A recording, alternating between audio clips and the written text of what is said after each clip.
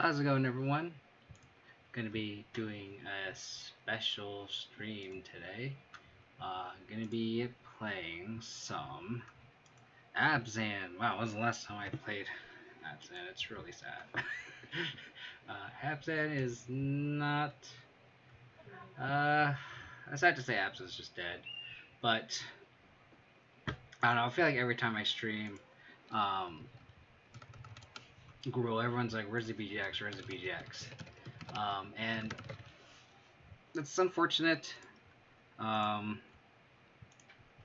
that I've become a trader and played Blood Moon, but there's just so much Tron online, and it's just Gruul is just a good mid range that has as a mid range that has game against big mana, right? So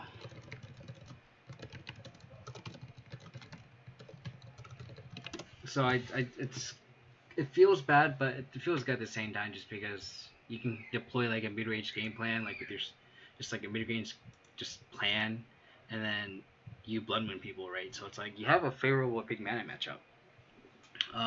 That being said, we're gonna force this. I'm gonna give a little bit of credit to two people. The first one is Oliver Moon. He is in the BG Rock group, and he kind of 5-0'd a couple times with this Lurrus Rock build. And I tried it before the Astrolabe ban, and I went 4-1 with it, and the deck felt pretty good. So I really like the Lurrus Mishra's Bauble combo. Just with Bauble, you're obviously the Tarmogoyfs get bigger, and with the fetch Bauble kind of interaction, you can kind of have a little bit of card manipulation in a deck that severely lacks it, right? And then I want to credit Martin Devlin in the Abzan group, who religiously plays Stoneforge Mystic Abzan. He's kind of taken a break since Companions got printed, but I kind of mixed those two shells together. I pretty much got the BG Rock shell and literally just splashed white for Stoneforge Mystic, and we'll see how well that combination works out. So I guess to do a little mini of a deck tech, there's 22 lands. I think Oliver Moon's list had 22 lands. So I'm gonna start off there. I don't know if I need 23 just to consistently hit our land drops, but like these bubbles are like a quarter of a land, right? So technically we have 23. I don't hate another 23rd land. It could be a man land, something like I kind of just threw this list together, and I felt like I was just missing a lot of things. But we can delve into what I have and then go into what I feel like it's missing. So the Lurrus Bauble combo is obviously very good.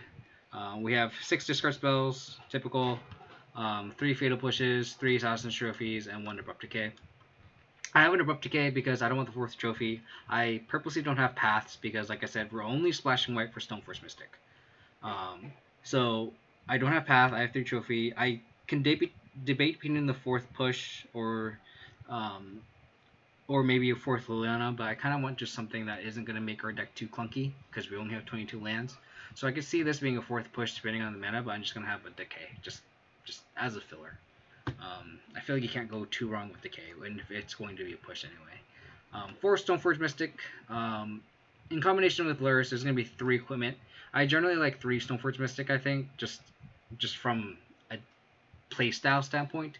I don't think I want too many Stoneforge Mystics. That being said, because we have Lurrus, I feel like Lurrus can bring back Stoneforge Mystic, and if you bring back Stoneforge Mystic, you should want at least 3 equipment, right?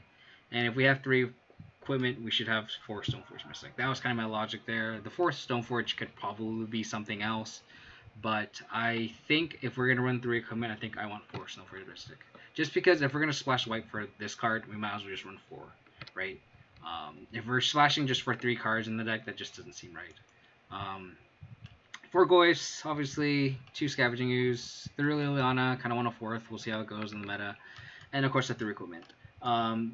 So I think Sword and Fire Ice and Barrier Skull are kind of the staples of Stoneforge Mystic. The Sword and Feast of Famine, like the 3rd equipment is kind of up in the air. Could be Sword of Flight and Shadow, could be War and Peace. I think it really depends on the meta, and I think the meta is pretty open. I think this card's better against big mana. So this is kind of more leaning on what Martin Devlin has been leaning towards. I know he had this 4 Stoneforge Mystic, 3 equipment, specifically Sword and Feast of Famine as the 3rd equipment to fetch up. So we'll see how that goes. And then lastly, I forgot to update the stream decker, so I'm gonna do that while I explain the rest of the deck. And lastly, I think I round off the list with 2 X-Triggers because in combination with Lurrus, we want something that is lean in terms of bringing back from the graveyard, and Hex Drinker is probably the best 1-drop we have. I obviously, for people who have been following for a long time, you know how much I love Hex Drinker. I wrote an article about Hex Drinker. I think Hex Drinker is a really good Magic card as long as Rodent 6 is too prevalent or Lava Dart. That being said, there is a lot of Lava Darts right now. With Blue-Red Prowess is a thing. So that is the other unfortunate side of things. However, I think it's okay if we get our Hex Drinker Lava Darted if we can just buy it back with Lurrus. I think without Lurrus, I don't think Hex Drinker would be as good. But again, this is all theory. I haven't ran a league yet. I played 2 Qs and went 2-0. I beat Incinerator Burn and Blue-Red Prowess. In terms of the sideboard, I kind of don't really know what I'm doing here. Kind of just put generic good BGX cards, right? I have 2 Ashioks, good against like Scapeshift, Tron, Amulet, Dredge, etc., etc. It seems like when I was playing Gruul, Ashioks, I think the card that I missed the most. Just being able to search, turn off search, so it can shut off Mystic Sanctuary, hit against Uro. I think Ashioks a really good sideboard card right now. I could be up to 3, just depends. I have Celestial Purge as a Gruul player. We need a way to deal with Klothys, and Celestial Purge fits the bill. There's a lot of Blue-Red Prowess, so it seems fine there. It gets burned, exiles Klothys, exiles Glorybringer, etc., etc., etc. Just notice that the sideboard's out of the screen, so let me move this over here. And then 2 Collective Brutality against Burn. It's not that good against Prowess, sadly, so I can see this Collective Brutality being something else. But just as a generic catch-all against Burn, whatever, I just have 2. It could be anything for the Burn matchup, but I have it that for now. I don't like it against Prowess, but we already have, like, Push, just Trophy, and Decay. We don't have Bolts, because Bolts are really bad in that matchup, so hopefully this is better. 2 Damping Sphere and 3 Fulminators, because there's a lot of big mana online. Amulet, Tron. So I think I don't want to just be dead in the water against that matchup, because it's so prevalent online. So I'm kind of overboarding. I have 5 Cyber cards for big mana. I think it's one of those things where I just don't want to be dead to it just because there's so much. You can literally just fold to Tron and just have other things, which is justifiable. I just don't want to be dead in one against big mana. I just don't. There's a reason why I switched to Gruul and Blood Moon. 3 Inhale Spell Bombs. I can see wanting a 3rd Ashiok, but I also don't want to be dead in the water against Dredge. I think against Dredge you want efficient hate. Stuff like Klothys scavenging you is just too slow.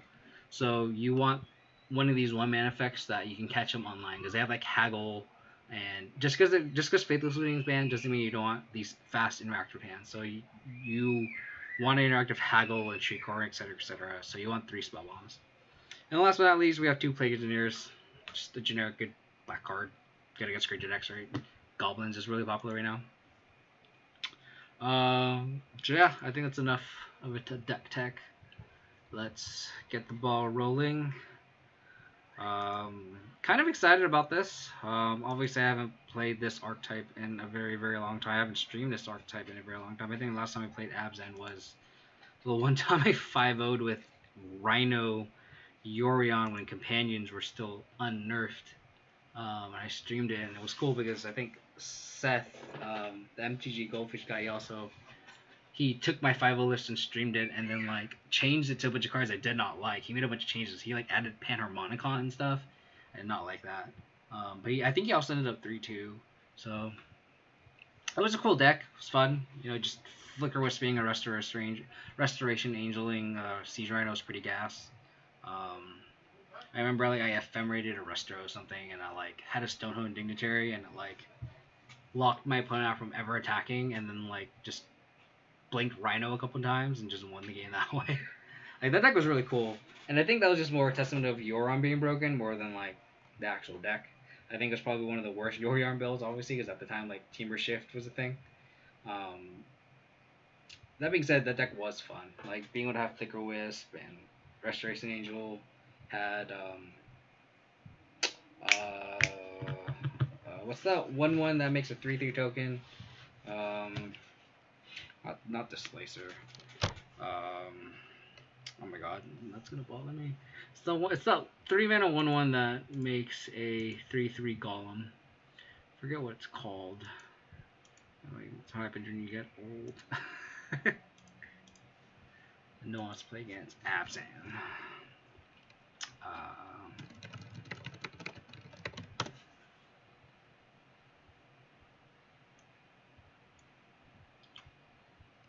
Blade Splicer. I was like, something Splicer, something like that.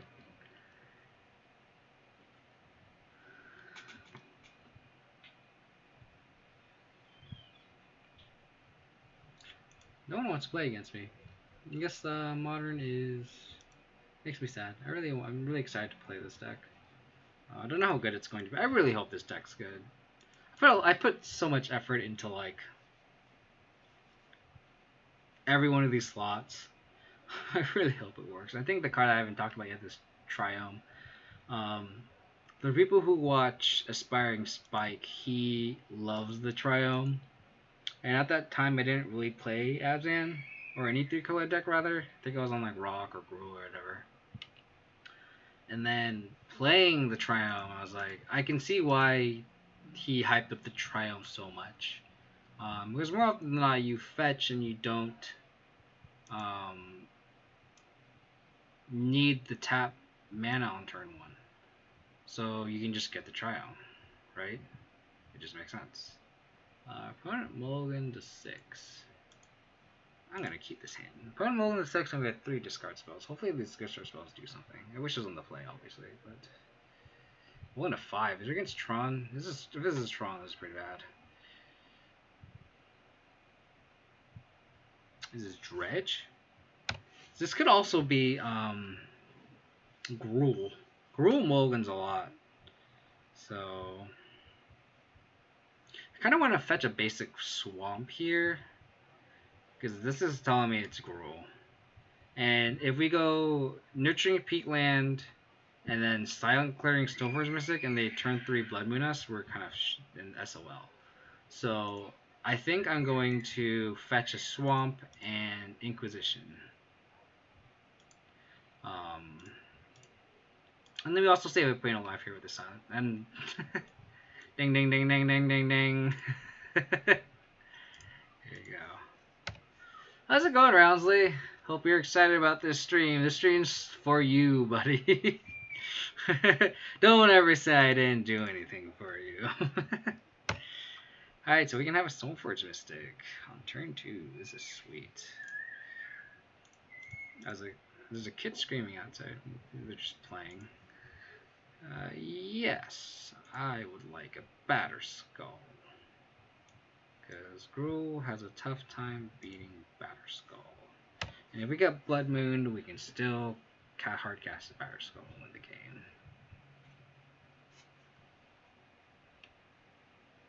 Ooh, Clothis, huh? Okay. Sure. And now we can Thoughtseize his Bloodbraid Elf away.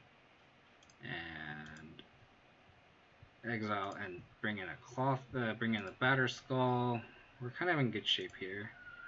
And then we can fetch the sword with this Stoneforge Mystic. We're in a good spot. Unluckily, this discard spell is stranded, but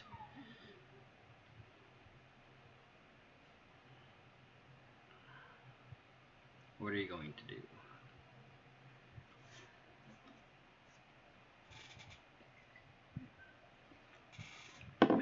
I was thinking to myself, it would be really ironic is if the deck that I have been playing for months now is a deck that I get paired against. Yeah, exactly. That would be cool.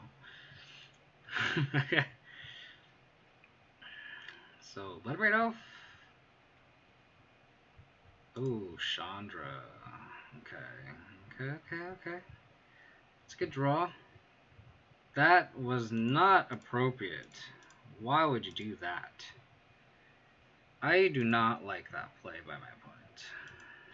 Because Stoneforge Mystic kind of just paid its dues there.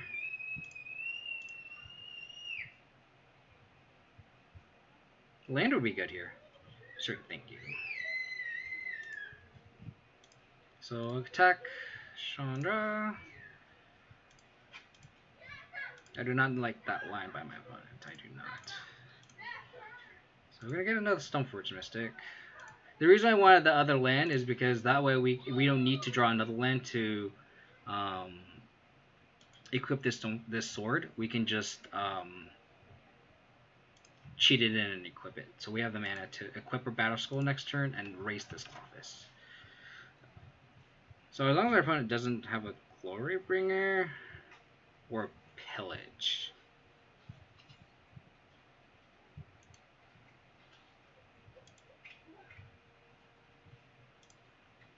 Good start. So I have Celestial Purge for a reason. This is against this matchup.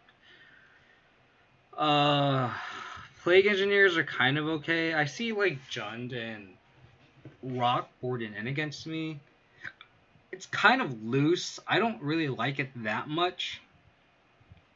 I think like you board it in because sometimes you just can't fight through a wall of elemental tokens. Sometimes you can just get them if they have a bunch of Arbor Elves.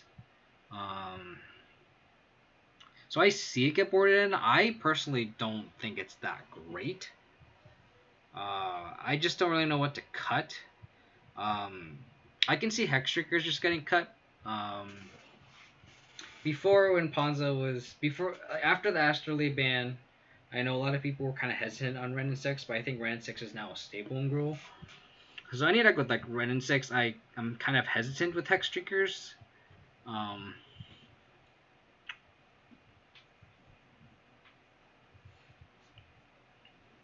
I can also see just like boarding out a Sword of Feast and Famine and a Stoneforge Mystic, because most of the threats outside of Arbor Elf is green, so Sword of Feast and Famine doesn't really do much. So I'm thinking maybe I can like go down a Stoneforge Mystics, go down a Sword of Feast and Famine and a Hexdrinker. I could also just see going down a Hexdrinker and keeping 4 Stoneforge Mystic. I might just do this on the draw. I could also just see like not having these Plague Engineers boarded in at all. From like Gruul's point of view, like I don't think I care for a Plague Engineer because like more often than not the Glorybringer is what wins the game. So, and like Clothis and stuff, and like this doesn't really effectively block against Clothis. So like, do I just only board on the Celestial Purge? I don't know. I really don't know how to sideboard against Gruul, and I think it's one of those things where like I could see a very valid reason of just presenting the main 60 again. Obviously, I'm going to bring in the Purge because that's what I want this matchup for. But I really don't like. I don't hate just go throwing the main 60 back and maybe swapping something for the Celestial Purge. I can also just see like maybe we'll just play as Plague Engineers from like the Abzan point of view because maybe it's more necessary because like the matchup's so bad that like hopefully can like if they flood the board with elemental tokens, maybe we just lose, right? I guess it's kind of like against Jund and Abzan where you kind of want these -1/-1 effects against like Lingering Souls. Can't keep one landers. This hand loses the Blood Moon, but we can't exactly mulligan the 5 in this matchup. We really need a Fatal Push. So I'm going to go with an unintuitive line here, where I'm going to put a stopper on my opponent's upkeep, and I'm going to bobble myself. And the reason why I'm going to bobble myself is from the Gruul's point of view, Arbor Elf is really, really important. If you push their Arbor Elf, they are so slow out of the gate. So I'm going to bobble myself and see if I have a Fatal Push on top. If I have a Fatal Push on top, I'm going to play this Blooming Mars pass, draw my card from bobble, and push the Arbor Elf. That's how we can win this game. And if I don't have a Fatal Push on top, I just Thoughtseize. So I'm just gonna do that.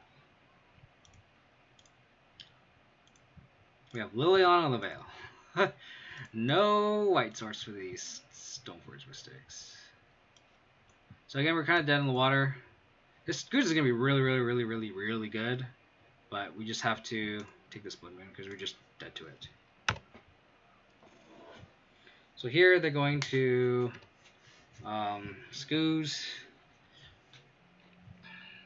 What sucks is we don't have a removal spell for the Scoos either.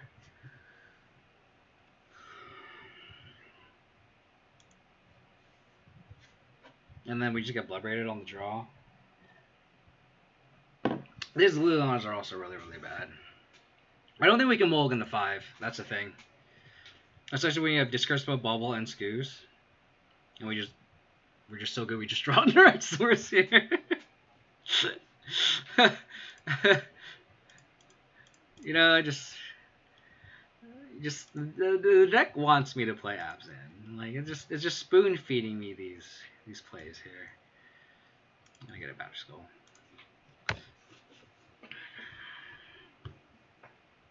So we'll see how it goes. Yeah. Okay. No 4th land. Hopefully they don't kill or oh, never mind. I'm dumb. Okay. Please don't pillage. Oh.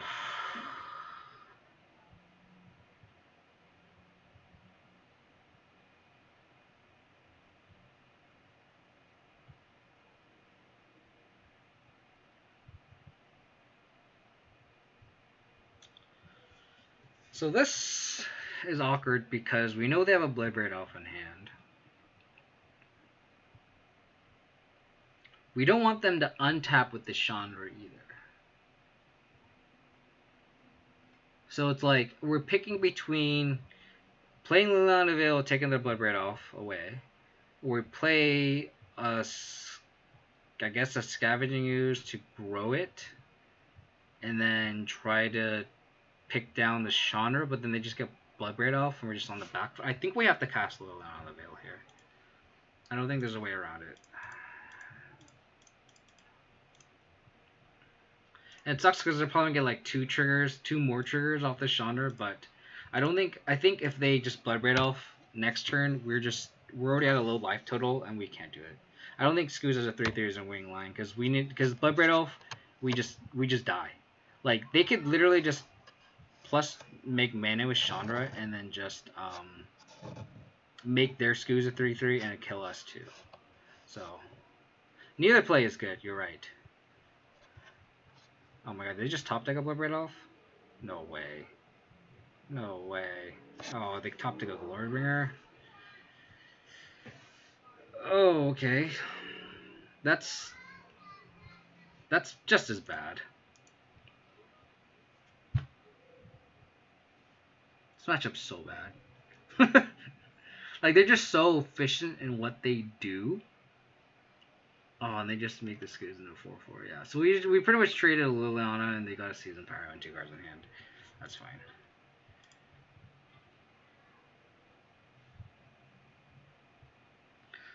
So I don't want to say we're dead here, but we're pretty dead.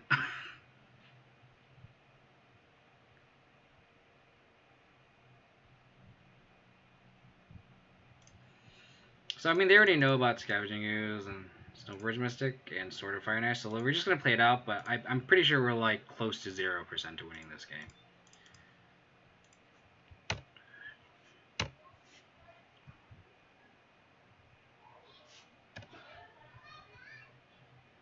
They didn't. Yeah, I can see scooping too, but there's no reason to not play this out because we're not giving them any extra information here. And the only thing we can benefit is if what extra they have, because they're gonna plus here, right? Like we might be able to see any extra information that we might not have known, like if there's anything spicy.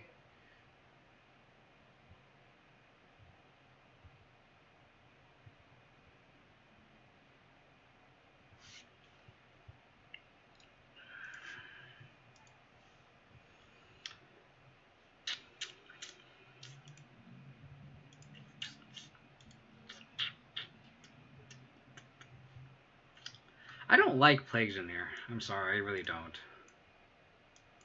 I mean, that just means I just cited out a Sword and Feast fan for the Celestial Purge.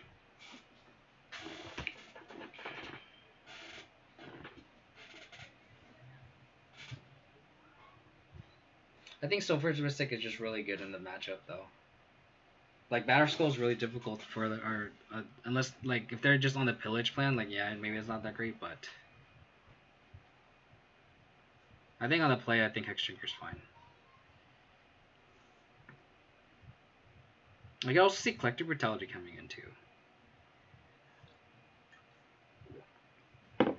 Being able to kill that turn 1 Arbor Elf is so crucial. But let's just go like this. Let's go a little more Throat Dance. We don't lose the Blood Moon with this hand. What? Sure, let's just try it.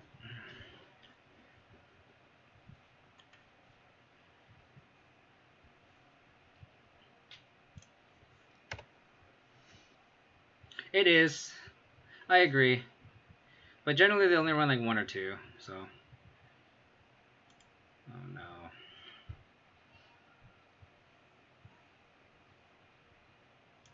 Sprawl's fine.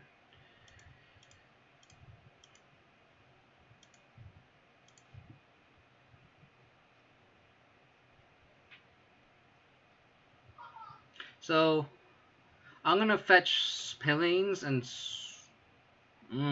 Why wasn't that in my opener? Oh, Christ.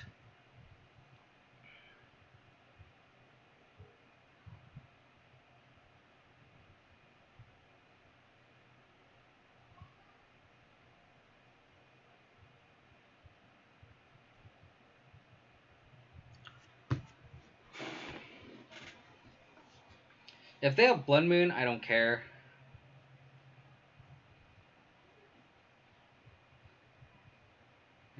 I know I have to say play these.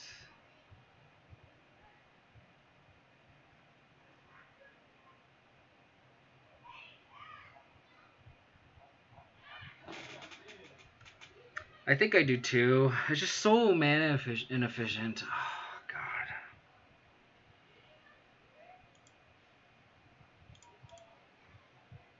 I agree with you. I'm not very happy about it.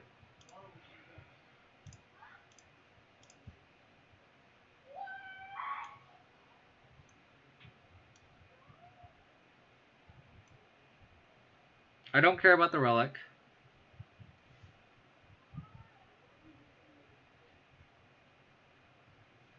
I guess I just take the Chandra here.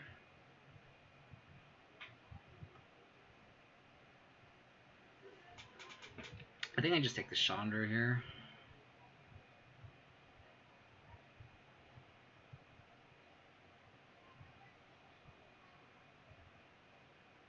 Yeah.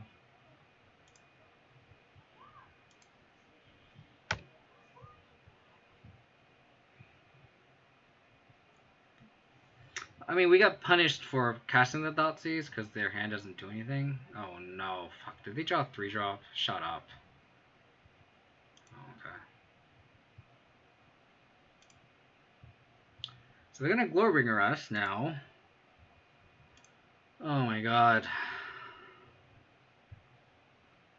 That's a theme when I play this type of deck, is I always seem to get punished playing the correct line. Right? Oh my god.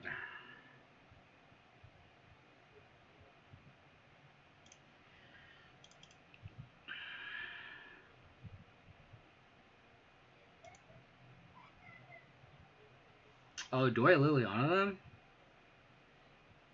I didn't even think of that. Oh, I fucked up then. No, you're right. I should have Liliana them. Fuck me. I just played this all wrong. Because I should have played the Swamp then. God darn it. You're right. You are right. Now if I got Blood Moon, I am like insta-dead. Oh, that's so bad. So bad. You're right. You're right. Oh, no.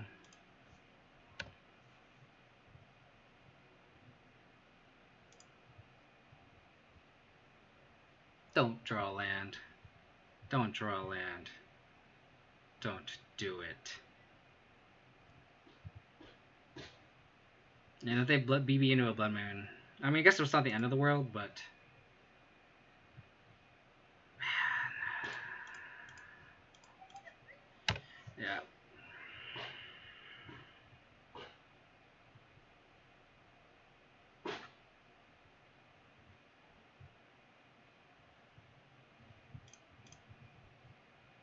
How fucked are we? Scavenging ooze, we are fucked.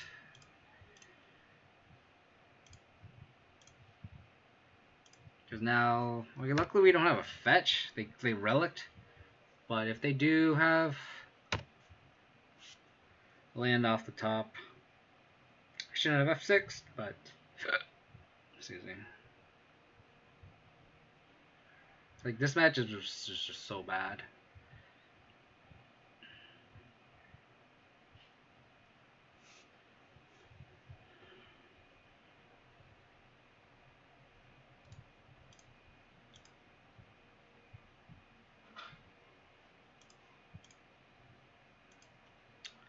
No, bueno.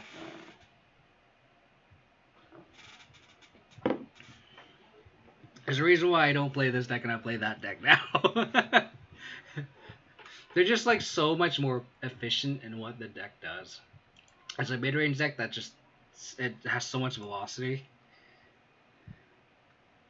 It's so annoying. Why can't Abzan be that good? Why can't I have good opening hands? Oh, that sounds fine.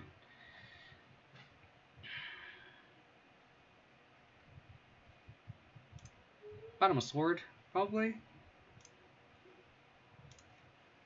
I like bottoming equipment just because they on the surface they don't do anything, and then you just run out of things to search for with Stoneforge Mystic.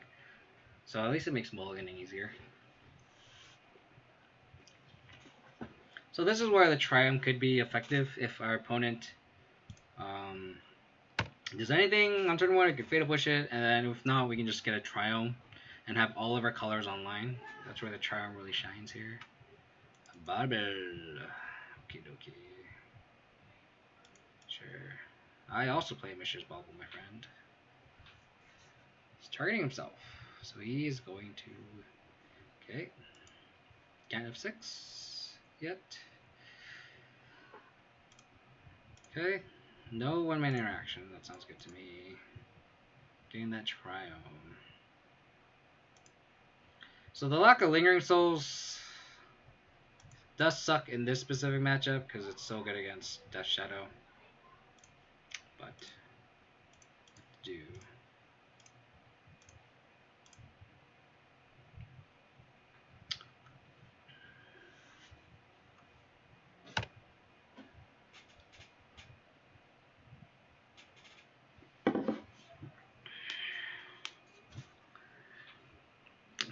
Don't push my scoos, please. Don't push my scoos. So I have Abrupt Decay and... Oh, they're gonna dismember it. Okay. What sucks is if they play an Angler or removal doesn't kill it.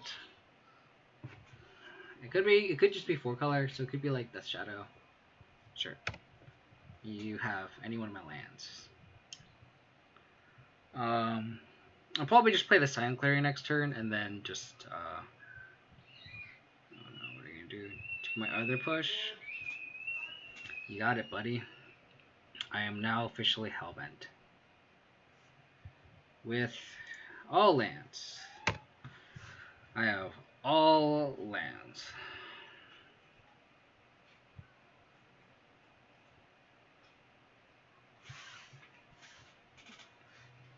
My opponent also has no threat.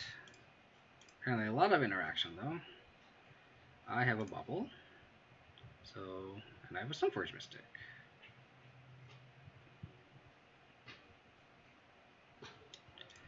So I'm going to play the fetch, play the bubble, and I'm going to bobble myself on my opponent's upkeep.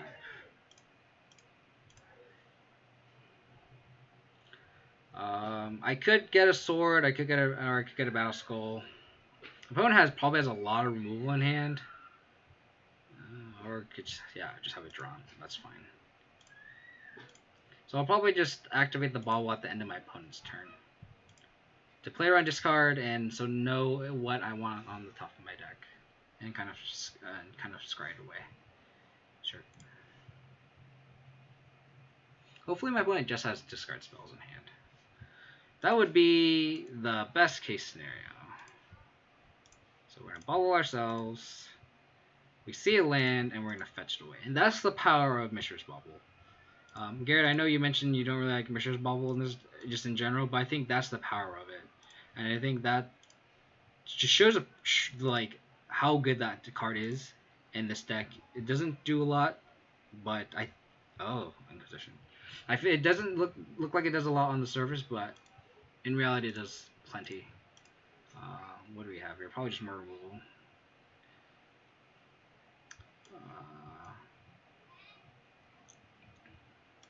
I think we take the stubs here. Just because if we draw any removal, we want to be able to kill their thing. And if we have a threat, like, we can just draw more. So I think I like stubs. We don't have anything now, but I feel like it'd just be better long term. Don't draw anything. I kind of want to keep the fetch just in case we draw a bauble. Insta-punished. Insta-punished.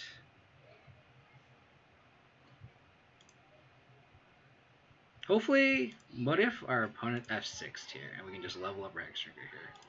Let's do it. Oh. Insta-punished.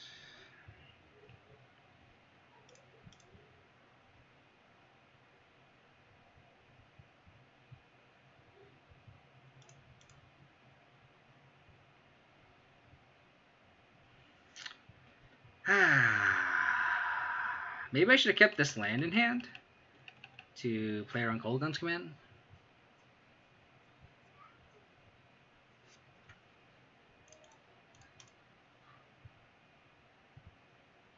F6, please. F6. Let it go. Come on. It's okay. It's only level 3. Fine. Be a good Magic player. Be that way.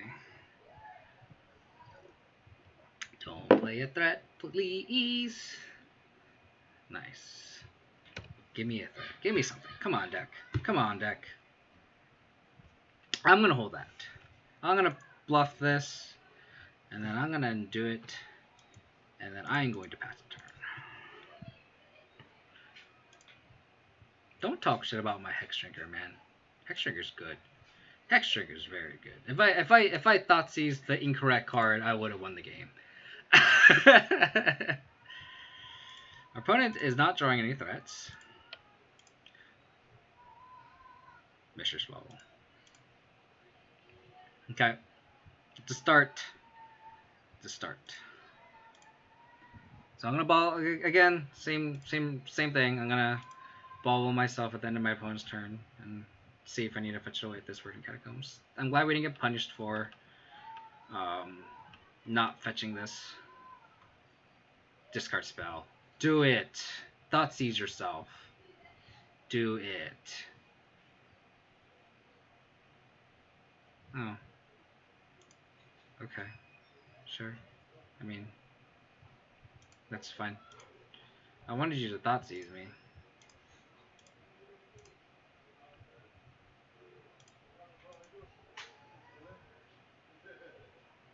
That has happened to me, and I will not confirm or deny if I have cried when that happened to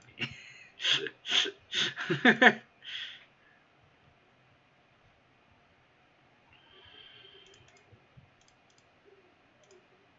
The real question here is, do I get what do I get from the graveyard?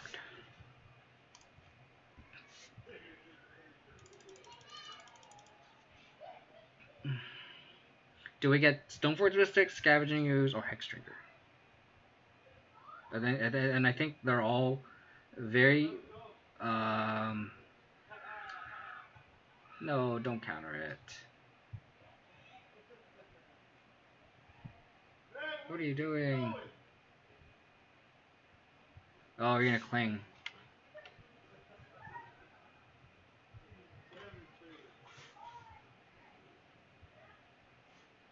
I was gonna say I was gonna pick Stoneforge Mystic,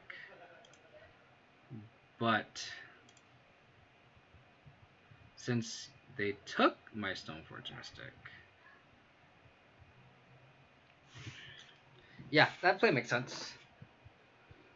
Since they took my Stoneforge Mystic, I wonder if I should take. I guess I just bring back Scavenging Ooze.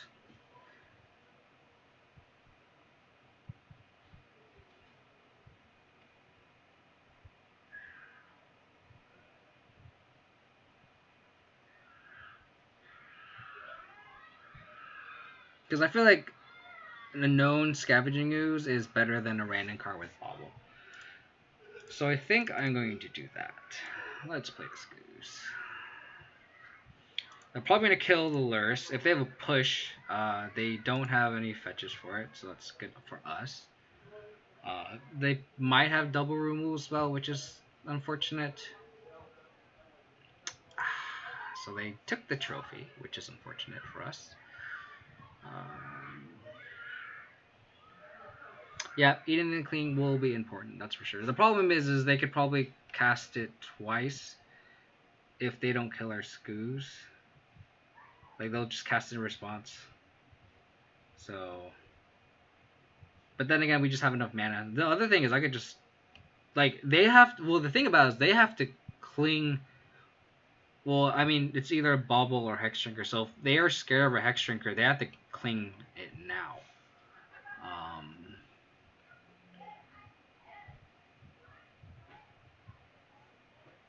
Yeah, that's fine. Cling to dust it. Okay.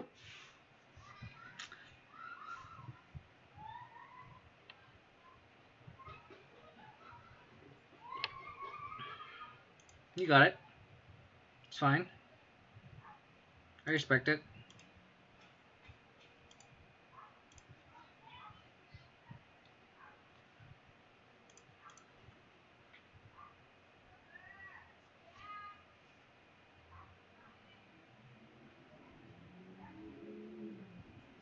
I think this is the rare spot where I actually kind of want to bobble our opponent on my turn. I guess that doesn't matter. I guess I can bobble on their upkeep. So I guess I eat Cling, play Goyf, attack with the team, and hold this land because I don't want to get K-Command.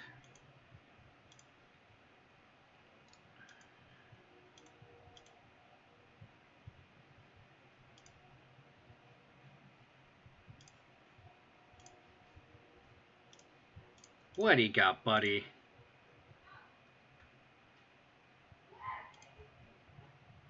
That's a big boy. Big boy.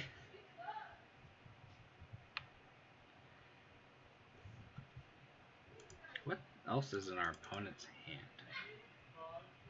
That they spent their whole turn casting Cling.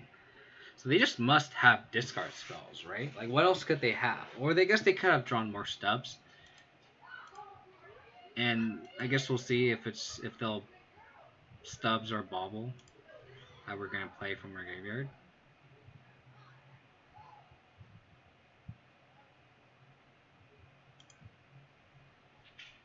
So same song and dance. Okay. So we're gonna cast this X Drinker. And we're gonna do this. And we're gonna do this. And we're gonna do this. I guess I might have been correct to... Okay. I was gonna say, it might have been correct just to put a Hex Drinker, see if it... No, it wouldn't have mattered. So I think I'm going to pass the turn here.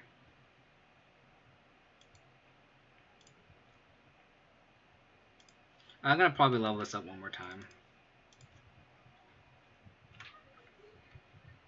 Pass.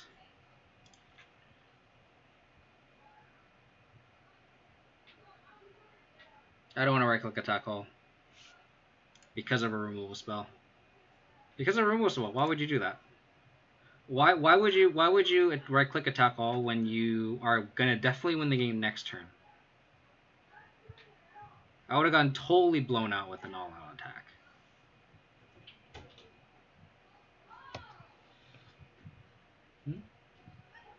What? I don't know. It's like right here.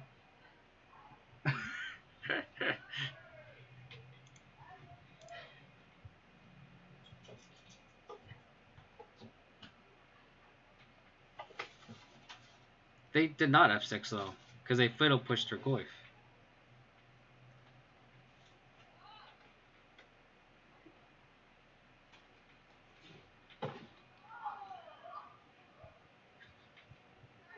Trying to think of a scenario where we lose from this attack.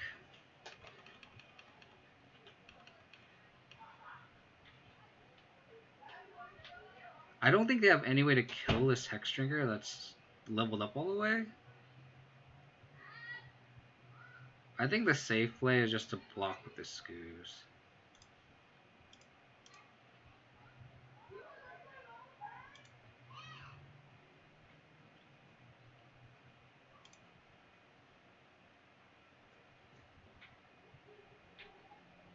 No, they did not F6 from the level up. They did not do that.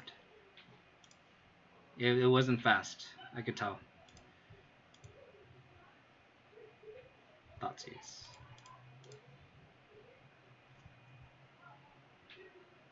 I guess I want this Thoughtseize just to kind of get more information on their deck. And then just win the game with Hexdrinker. They could also have Cling. They could also have Cling. So they could gain 3 life. Go to 8, go to 2.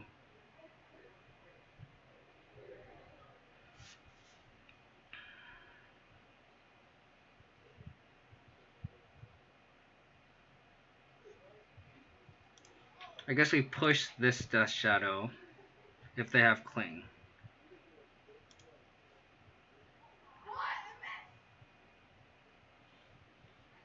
And then we just have lethal. If through a Cling, yeah.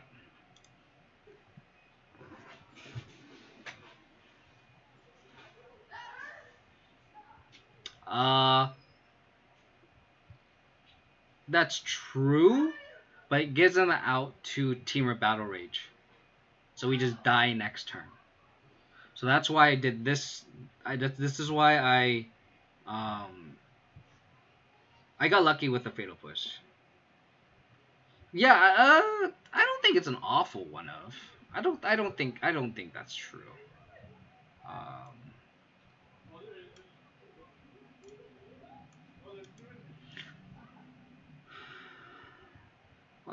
Against Death Shadow, I'll probably just burn out these discard spells. Kolaghan's command is also just it's just very good against us. So I can see like trimming the Stoneforge package.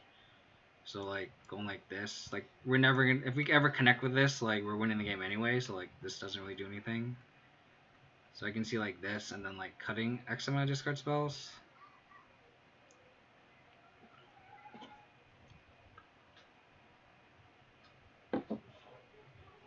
Yeah, maybe as a 2 of it's too much. Yeah, I agree. I agree with you there. I think two may be a little too egregious. But you never know, right? Like they could be running 2. If you're running 1, you could run 2. I could run 1 Hexdrinker, but I'm running 2 Hexdrinkers, right? I don't know.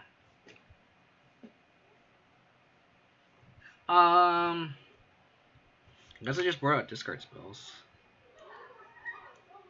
So it's like they have I'm assuming they have like Gurmag Anglers, so like Inquisitions are just worse.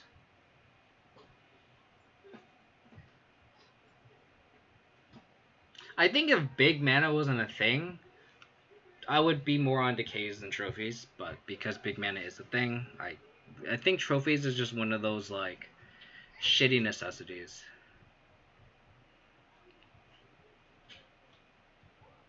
So, I also don't know if 3 spell bonds are correct either.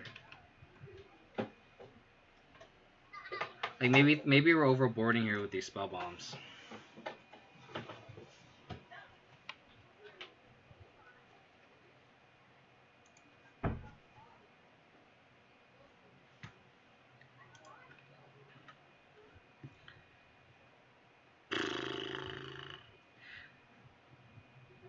We just want lands and spells. A good mix of lands and spells.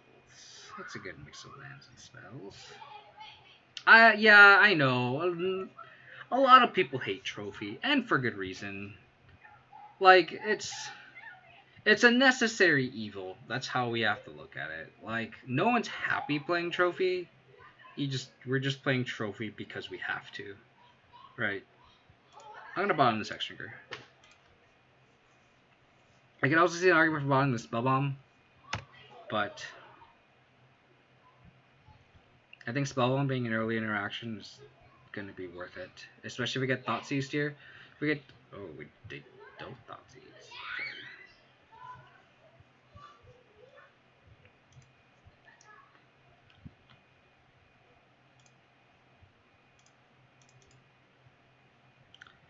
Because if we get Thoughtseize there, they take our, if they take our Liliana. I don't know. I guess it depends. That's a really aggressive Stubbs. I really don't care about the spell bomb. That just means that they have an England play in hand, maybe. So we fetch Godless Shrine, Tarmogoyf next turn.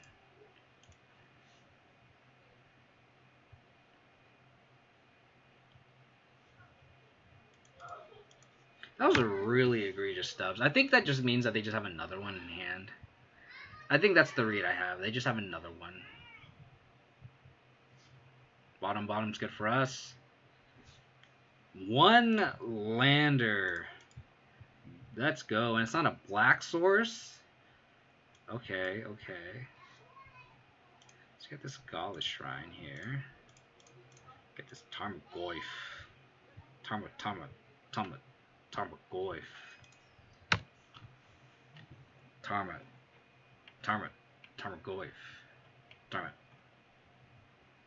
Yeah, you better get land screwed there. Yeah, you better get land. Oh. No. Don't play an angler. Play Death Shadow. Play Death Shadow, please. Oh, please. If you're going to play an angler, please be a land on top. Please, for the love of God. Please be a land on top. Oh, I'm going to... If there's... Oh, please. Please. Any land that's not a triome. Land on top. They have a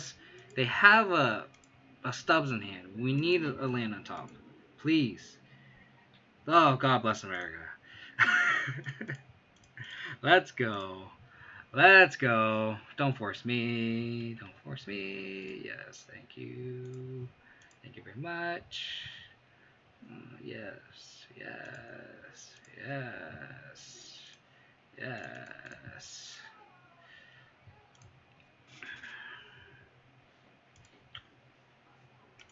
Let's go. They could have a Death Shadow, and that is a very good possibility. But okay, they have a bolt. Okay.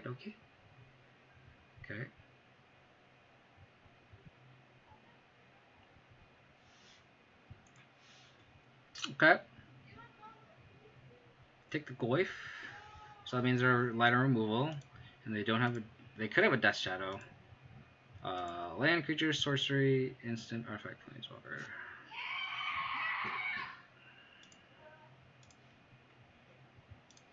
So here I'm gonna play the Lurrus. It feels bad without getting any value out of it, but it puts them to 1, and I don't think they have any removal here. And if they do, they need a fetch land, which they can't crack, and if they have a bolt, they have a bolt. But then that means they need another removal for this Tarmogoyf. And we just need to go wide, because if they end up playing like a yes. Let's go. Abzan. Abzan. Lurrus Blade. Abzan. Lurrus Blade. Let's go. Let's go. I'm gonna get some water. I'll be right back. I'll be right back. I'm gonna go get some water real quick. Give me 1 second.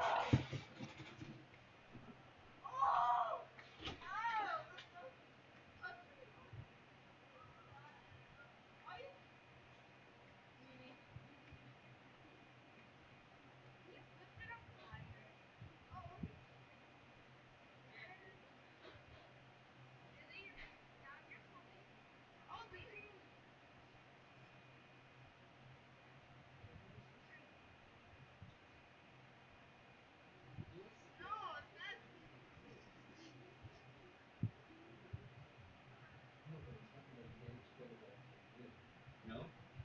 Oh, okay.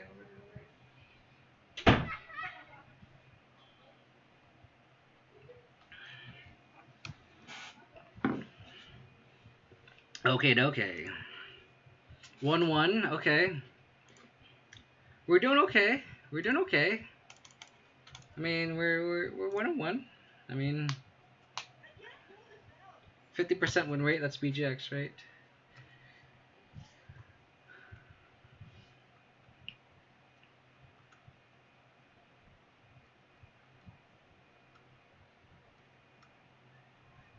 Hope everyone is staying safe and healthy. For those, even those who are watching this on YouTube, but the people who are in the chat, hope you guys are staying safe. Appreciate everyone for tuning in and hanging out with me. Throwing this throwback Abzan League. The Lurrus does feel good. I really like the Lurrus. So, alright, we have a lot of interaction. Opponent welcome to 6. Good for us. And this is what I kind of like here, where we have BG as our main colors and just like the white splash. Like, we don't need the white right away. It'd be nice. So it's just little things in terms of just deck building. Let's see, it's here. Black Cleat List means okay. Gobos. You got it. That was a good Thoughtseize hit. Very good Thoughtseize hit. So those Plague Mans are going to be really good for us here. Snoop. Okay. And the land on top? Sounds good to me.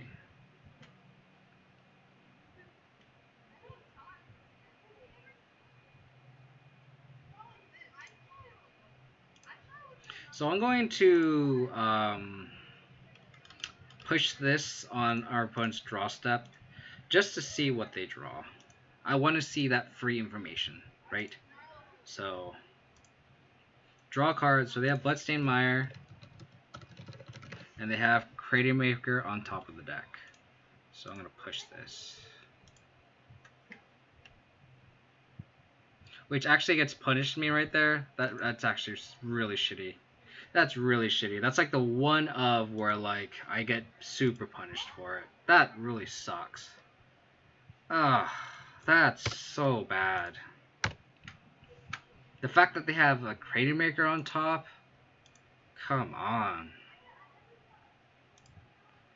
Oh. Why are you punishing me, deck?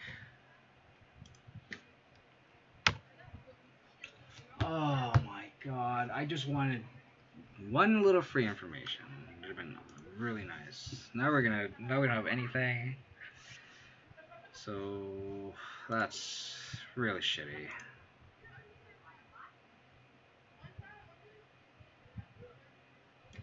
That's fine. They could have a trophy. Luckily their hand is ass too, but like their top deck could easily be better than ours just because of like Ringleader and stuff, right? So like a Stoneforge could easily win this here. I'm gonna fetch a Triome.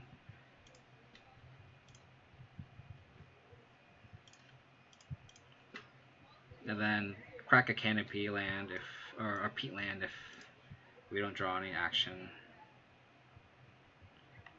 Stoneforge Mystic would be a really good draw. If we get Stoneforge Mystic, I'm fetching Sword of Peace and Famine up Battle Skull here, just so we can just have removal. Scoos is not a bad draw.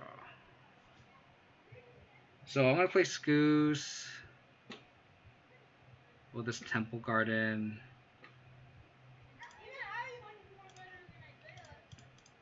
And then get it out of Munitions Expert range here.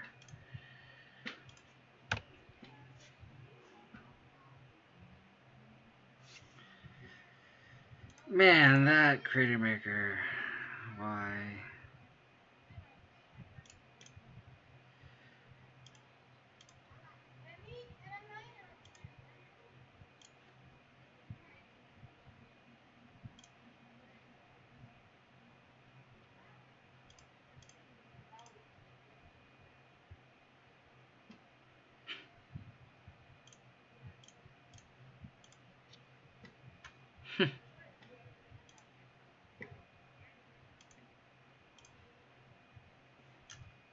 We win this race. I'm gonna attack. They don't block with the Echo Dude. Okay.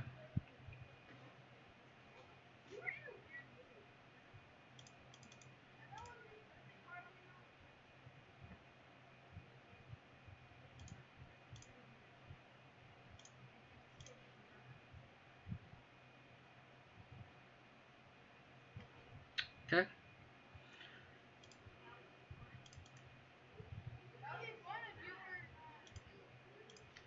So we're gonna bobble ourselves against a Thoughtseize deck, so we're gonna bobble ourselves. Same thing. No ringleaders, no matrons, please. That's fine. That's perfectly fine.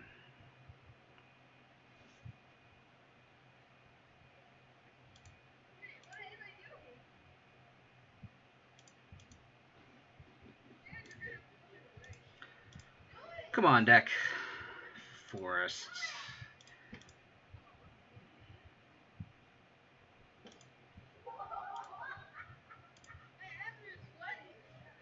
Come on, deck. Give me something good.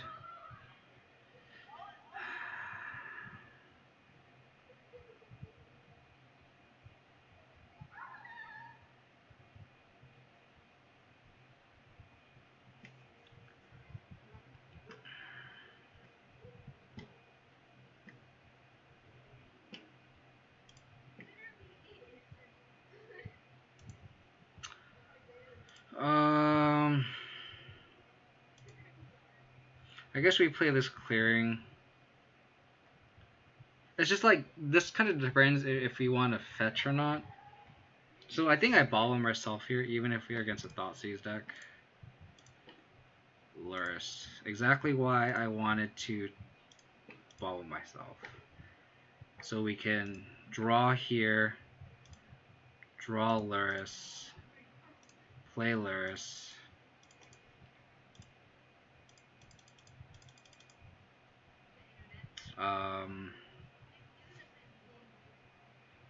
I guess we can just get Hex Drinker here.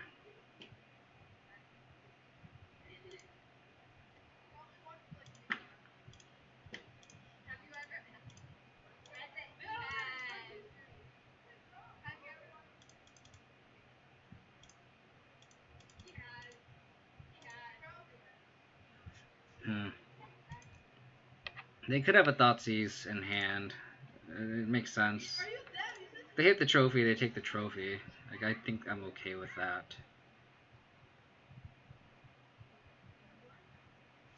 Sweet. Their draws were really, really bad, though. But untapping with Lurrus feels really good. Untapping with Lurrus is like untapping with Bob. Like, for real. Sideboarding. Collective Brutality. Just removal for Snoop. Legionnaires, Goblin name's pretty good. Just kills everything. What are the cuts? I don't think I like too many Liliana Veils. I might like trim one, especially on the draw.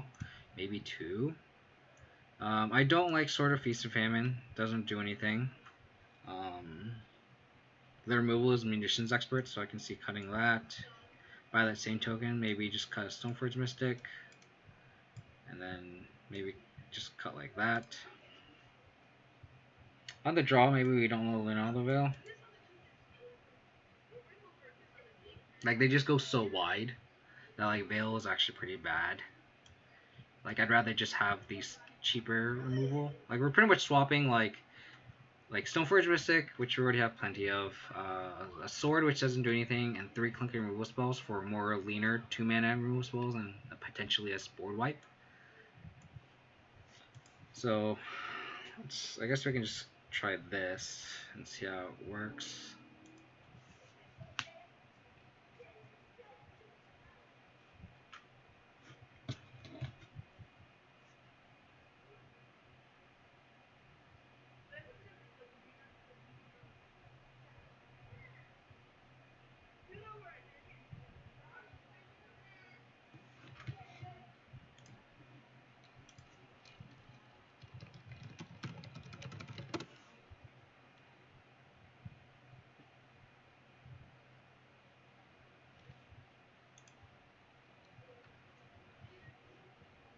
So this hand's fine. Has a shit ton of removal. We do get Blood Moon, which is annoying. I know they have some Blood Moons.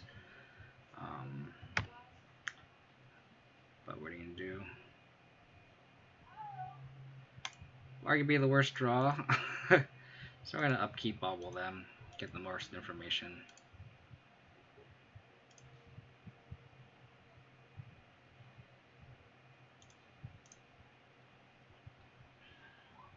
See how it goes.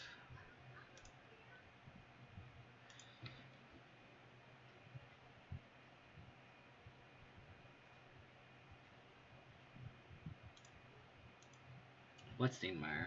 Not that much info. Not as much as I would like.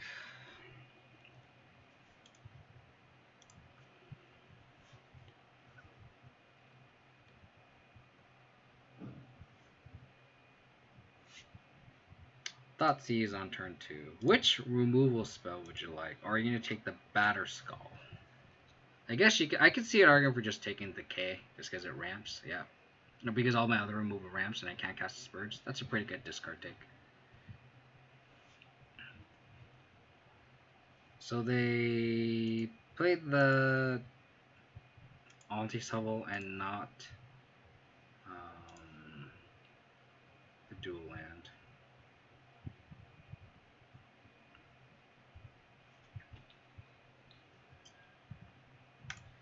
At this point, I think we just have to hold this up.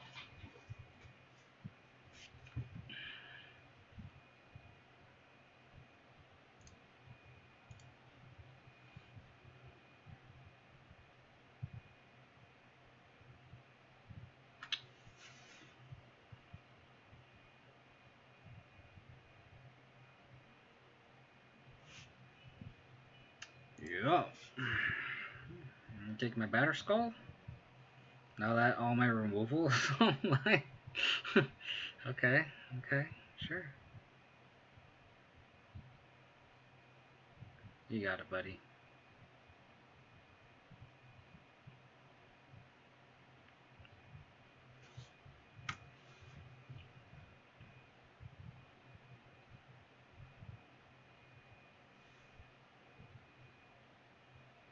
Definitely gonna trophy that now, cause I really don't want my opponent to draw the ringleader. So trophy actually shuffling our opponents. Oh, it's a May. So they did not search. Good call. Good call. Lurrus bring back Bobble.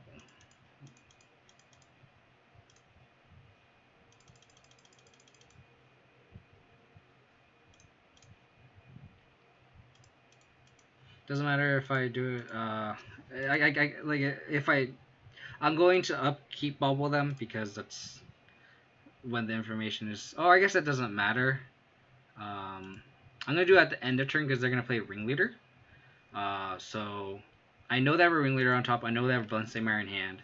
So they're gonna Bloodstained play the ringleader, and then so they have one unknown card, and then after the ringleader trigger goes in the stack, or what, and if they have matron or whatever, it doesn't matter. I could bobble them so I know what their next card is gonna be on their turn. So it's better just to wait. They have goblin matron. Okay.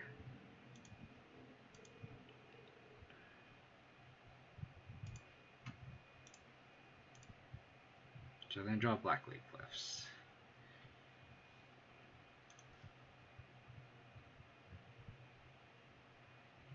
This Inquisition's so good! This Inquisition's so good!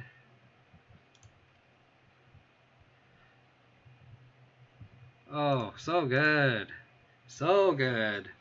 Alrighty, I could also see an argument for, like, cycling this Triome. We know they have a land on top of their deck, so it's safe to, like, bobble now. I guess we can't draw it anyway. So it might be best just to play this Gaulish Shrine untapped, and then we can cycle this Triome. I think I like that line better. Because we already have the white source. And we know they have the land on top.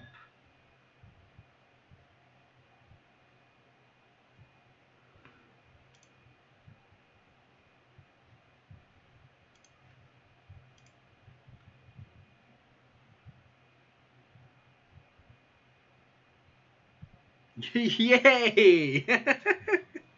Abzan! We would have drawn. Okay, land. We would have drawn a bobble. Okay, so we... Oh, we would have cycled 2, so we would have another land. Wow, we would have flooded.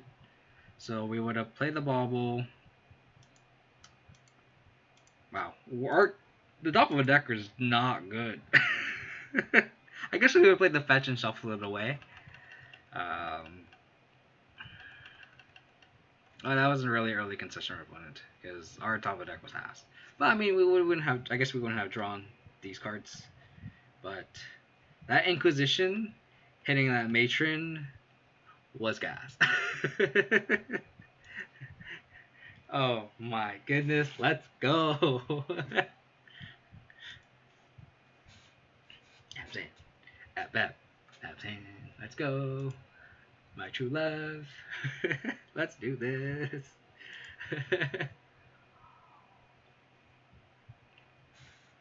Nicholas00, thanks for the follow, man. I really appreciate it. Maybe I need to adjust my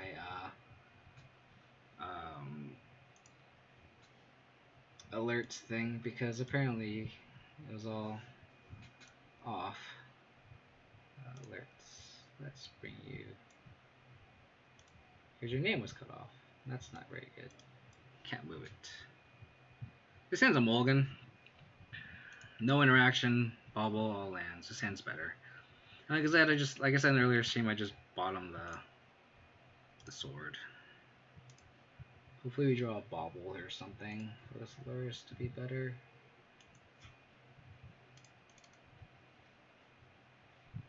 Oh, that's why I can't move it. I have it locked. It all makes sense now. Why I can't move this. There you go. Okay, well, it's a little late now, but if someone else follows, at least their name won't get cut off now. So this is where the Triome again becomes beautiful. This Temple Garden is awkward because you don't really need the white source because if we fetch for a Triome. But Bladesteinmire. Could be relevant. Could be relevant. Blood Crypt. Okay. Everyone's playing Bobble. Come on. Come on. Oh, you have Lurrus as a companion. So we have Regent Death Shadow. You got a Lurrus, dude. You got a Lurrus. Lurrus is in the graveyard.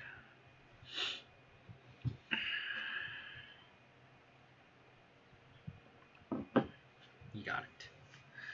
Lurrus down. I understand. I know you're thinking about it, but you gotta take the Lurrus. Yes, good job. Buenos trabajos. Get the Triome. Turn on all my colors. And doff the Triome. Alrighty, let's go. Tarmogoyf. You know what I'm going to draw. You have perfect information. Scavenging Ooze.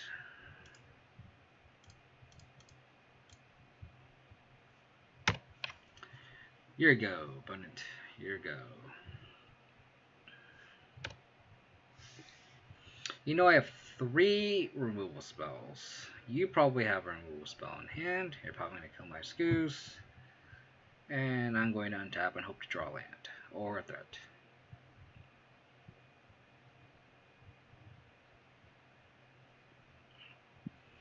Opponent's probably not going to play anything into my hand of removal spells. But we shall see. They're going to take 2. And probably, so they're with it, Death Shadow. Range. They're going to Soul Scar Mage. Yikes.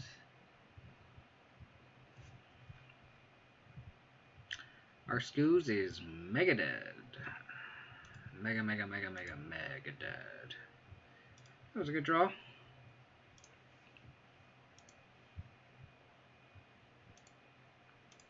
So this is just Jund Death Shadow. I don't think there is a difference between using my push and using my decay. I guess I want to save my decay for the Lurrus.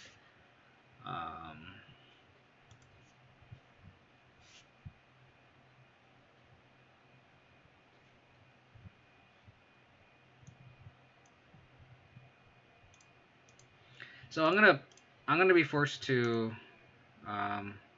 decay and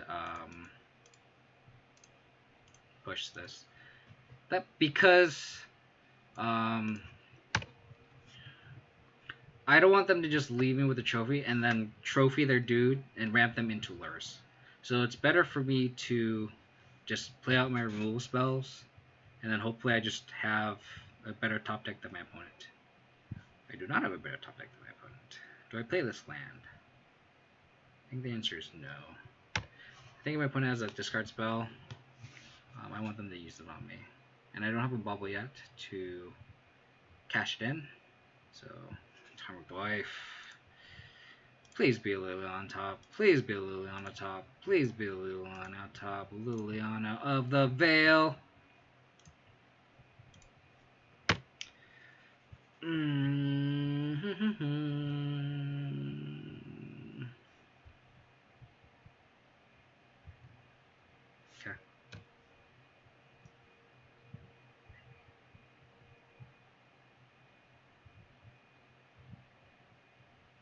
Liliana of the Veil. Liliana. Oh.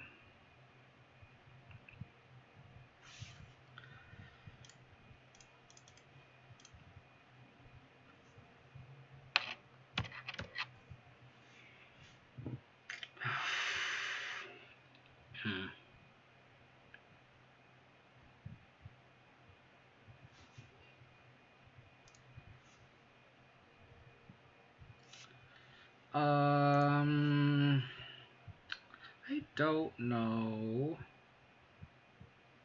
how we're gonna win this game.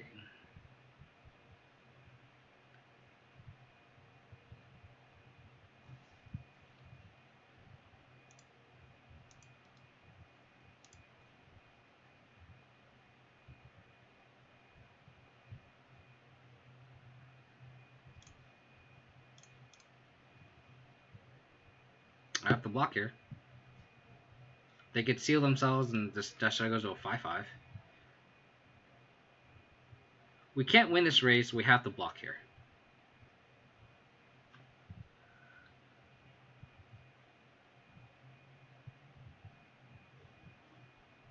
So if they have a bolt, they can bolt themselves.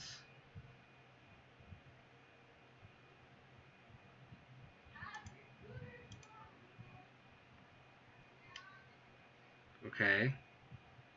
So we go to 3, and their Goyf is, and their Death Shadow's still dead. So we're actually okay here. If we draw a removal spell, we're okay. Lurrus is suffice. We died a seal. Wow, this is close. This is a good game.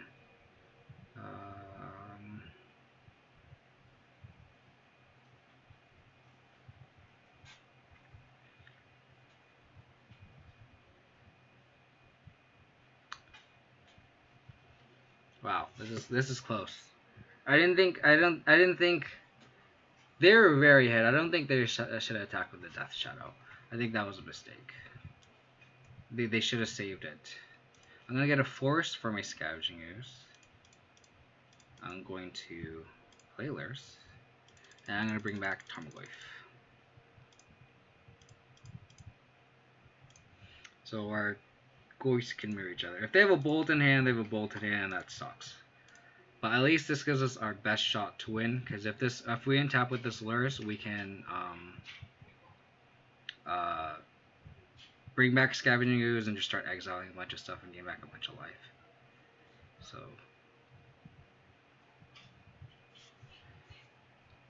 if they have a removal spell for it, then we're kind of back to square one.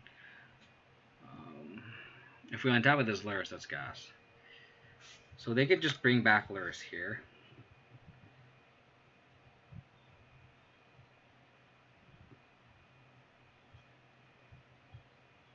Yeah. And if that's the case, I can play Scooze and just exile all the stuff that he can bring back. 3 things.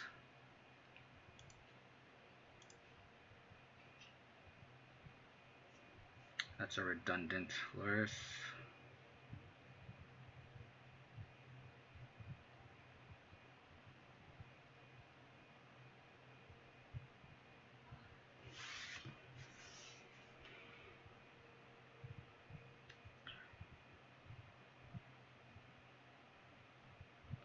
So I think I kind of want to attack with this Tarmogoyf here.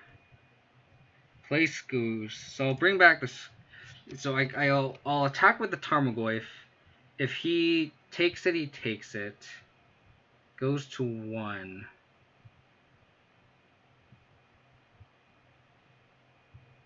Is that too aggressive?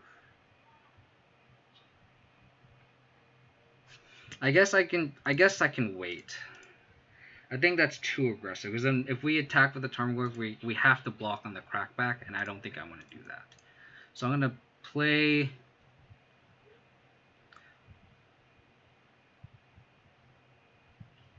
I'm going to exile the Death Shadow. Exile the Mishra's Bauble. And then I'm going to exile the Seal of Fire.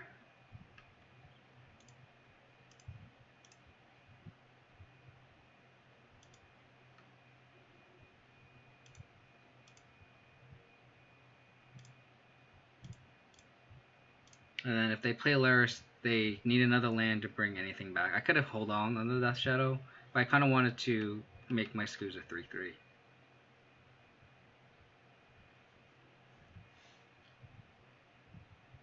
Wow, what a game.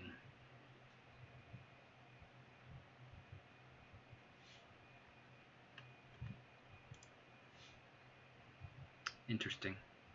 A lot of people playing Cling to Dust main deck. Whoa, wow. Oh my god. Yes. I did not think we could win that game from that earlier position. Wow. Wow, wow, wow, wow, wow. Okay. So Celestial Purge kills everything but Tarmogoyf.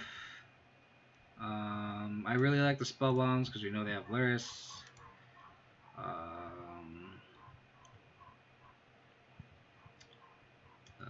Thought Seizes could be cut, I think.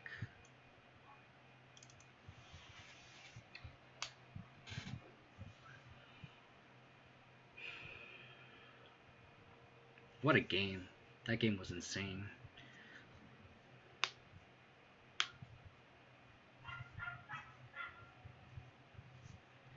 Yeah, I think we just board out Thought Seizes.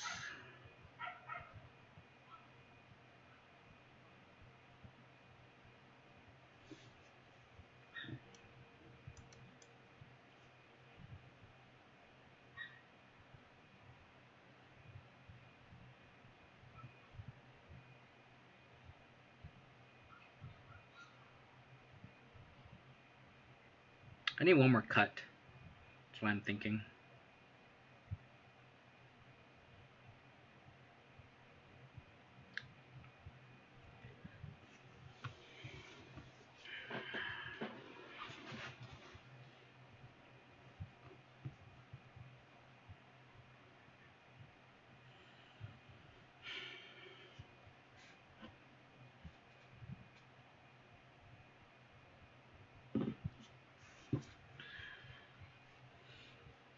It's hard. I don't know what to cut.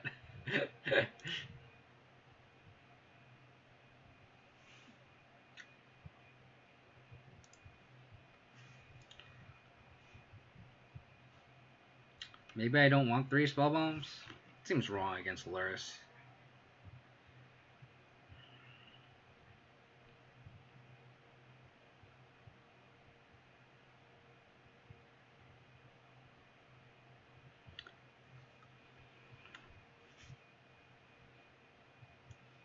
You just board out a Hex Drinker. I think that's safe. I could also see just cutting an equipment too. I could also see Plague Band coming in just to like stonewall, but like we've seen TBR, so like.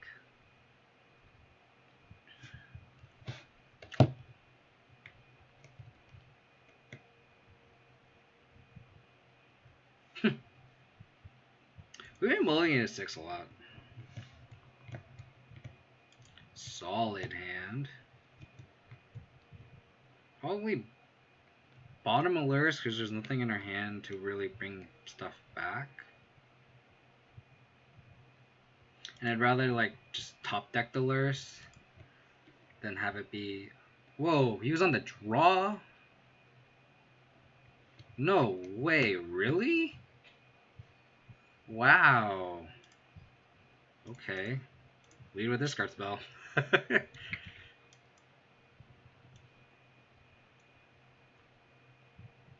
just take the Death Shadow. We just need to deal with their duders, and Thoughtseize doesn't really do anything. Like Thoughtseize can take a removal spell. I'm not bound to whatever is in my hand.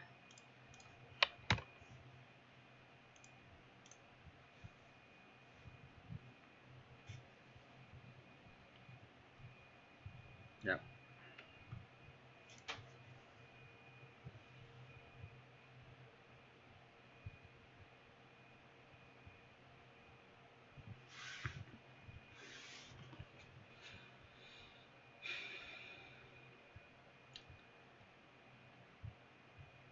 Yep.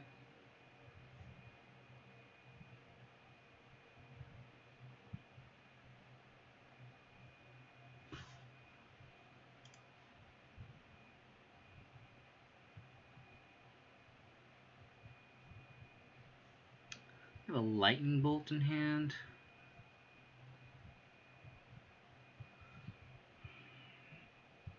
Kind of want to save it,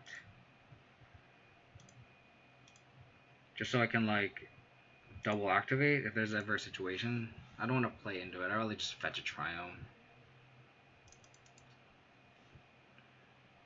I don't want to play into a lightning bolt.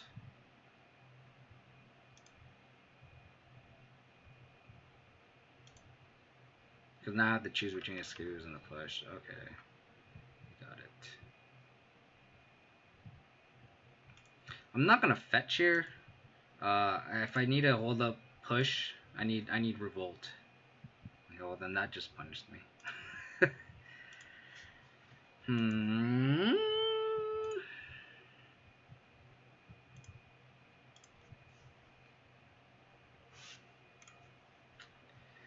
These top deck wars, man. These top deck wars. I gotta cling something.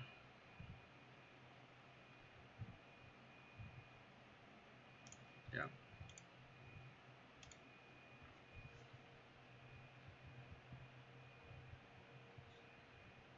I did not expect Cling to Dust to be modern playable, but here we are. This is Angler? Or just another... Oh, okay. Sure, that's fine.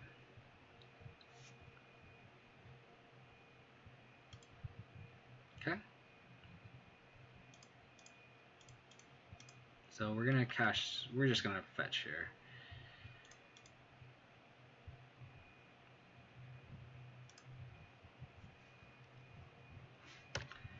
Come on. Come on, deck.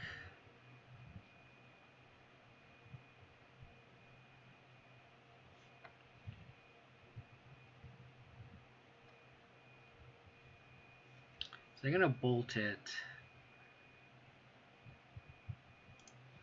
So I guess we just fetch sword.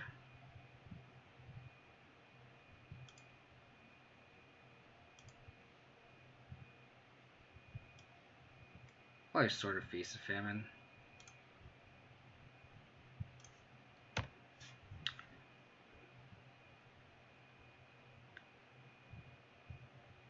Ideally, all of our threats would survive a bolt and feast.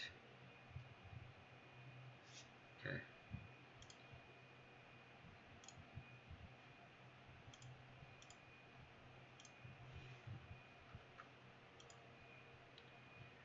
How's it going? Thanks for the raid, Spider. Really appreciate it. I only lost to John tonight, so I had to send him to you. We're doing something a little special. We're playing Abzan. For those who don't know me, I'm a known Abzan aficionado, so we're playing a little homage here. I'm going to put the sword out here. And then probably just crack Silent Clearing at the end of our opponent's turn. So we're playing Abzan Lurrus Stoneblade today. So it's Lurrus with Mishra's Bauble and Stoneforge Mystic with the equipment package. So currently we're 2-1. Nice, good. Oh, nice. How does your taxes look like right now? I guess that's the real question. 14-1? No way. That's awesome. That is pretty sick. What's not sick is our opponent's going to play this Lurrus now and get Valley out of it. He's going to get Death Shadow, which kind of sucks. What colors are you running, Spider? Is it white, I'm assuming, obviously, and then what's the splash color? So Spellbomb would be good. Our own Spellbomb, our own Lurrus would be bad. Any threat would be really good. Gonna get a basic forest and crack the Silent Clearing. Hope to hit. A discard spell would be great. That's not anything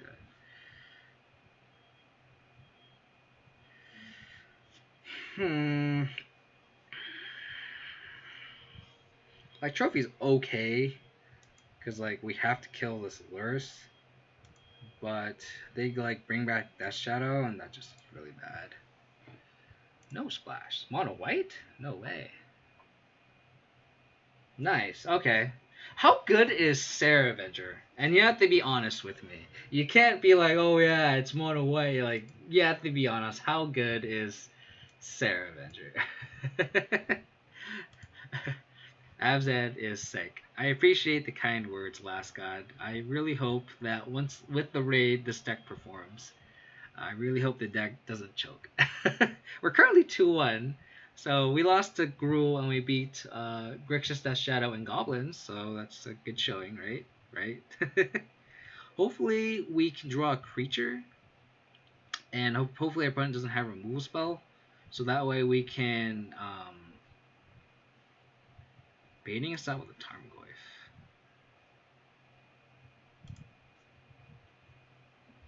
So hopefully we draw a creature and then we can just equip it, and that way we can just stonewall everything with the sword. I don't want to spend this trophy yet because they can just lure us and bring back whatever. So we just need any threat here that we can just equip the sword to.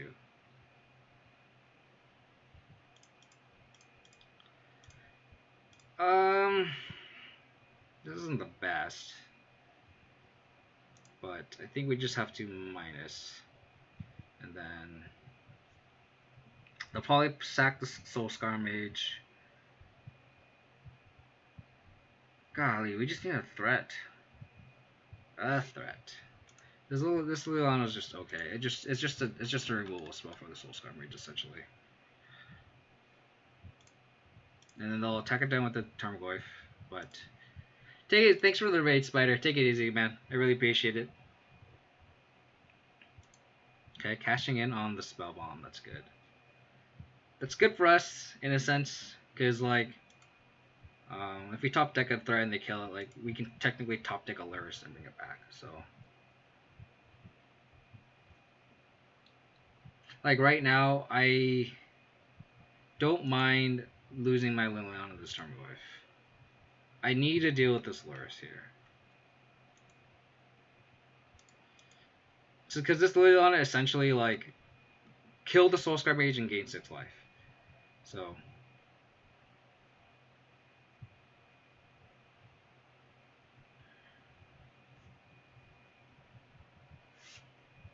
Bobble.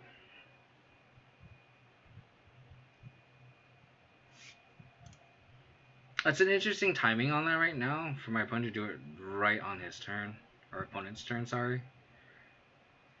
I guess they can bring it back with Lurrus. Never mind. That makes sense. But if I'm playing Lurrus, I'm bringing back Death Shadow. So that seems interesting, especially because they targeted me. So I think I just have the trophy of the Lurrus here. So we need a threat. Any threat. Please. Any threat. Any threat. Oh no, don't have Fatal Push. And opponent doesn't have Fatal Push. Please. Please, please, please, please, please, please. Well, they know about this, so I'm just going to play it. They could have K-Command, but we haven't seen it all Game 2 or all of Game 1, and Game 1 was pretty long. So, it might have been correct just to keep it. It might have been correct just to keep it in hand. That might have been a misplay against the Call Guns command deck. So, 14. Are we dead? Especially because we don't... Every life point kind of matters against the Death Shadow.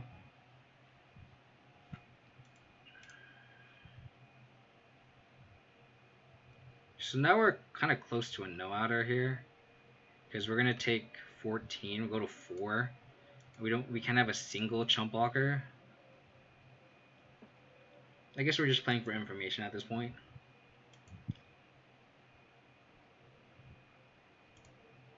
Because we don't have enough blockers to double block.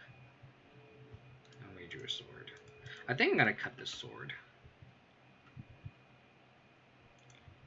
It has all these little tiny duders, but maybe I cut a sword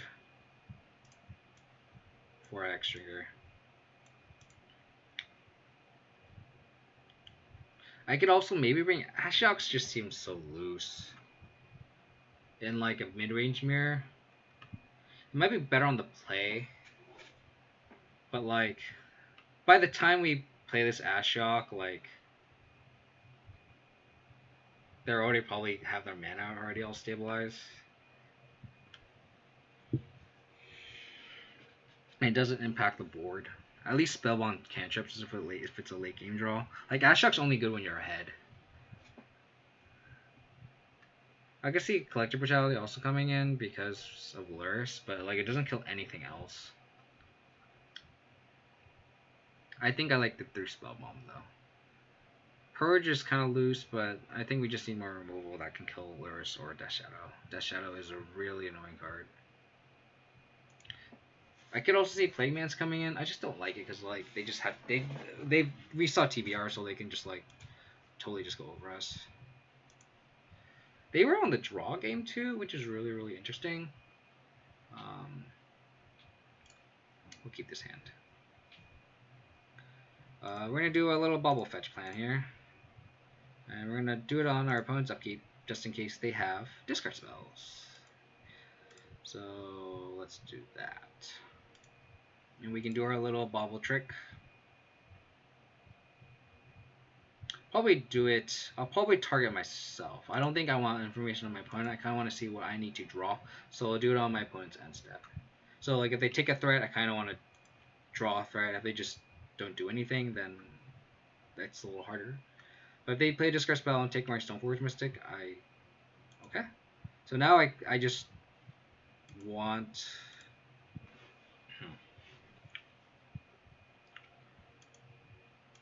I don't know what I want. Now I don't know what I want now. So I'll bobble target myself. Tarmogoyf. I think I want set Tarmogoyf. I think I do.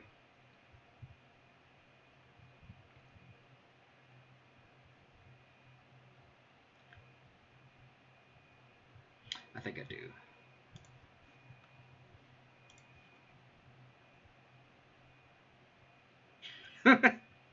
I want 2 Tarmogoyfs. Let me be clear. I wanted 2 Tarmogoyfs.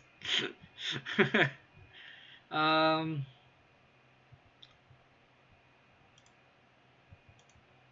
think I'm gonna play the Tarmogoyf.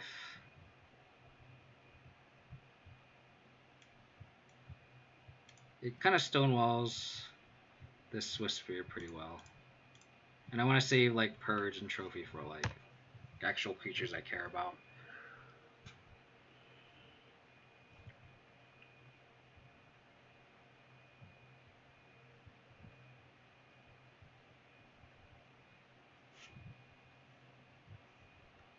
Dismember. Okay.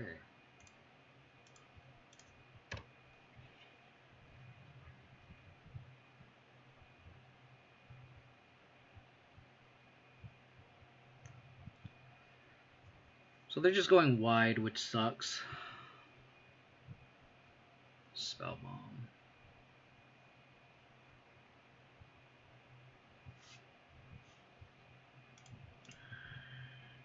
We have our own Spell Bomb. It's pretty decent. I think we just play our own Tarmogoyf here. Hopefully draw another land, so we can go like land, Stoneforge Mystic, hold a removal spell.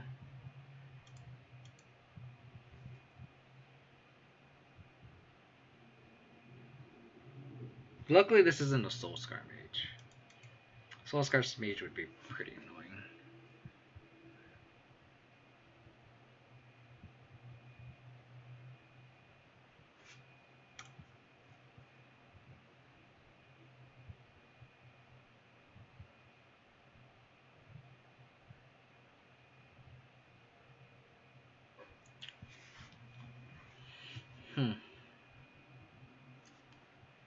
I feel like we're on the back foot, even though we're on the play. I think it's just because our hand is kind of clucky and they're 2 drops.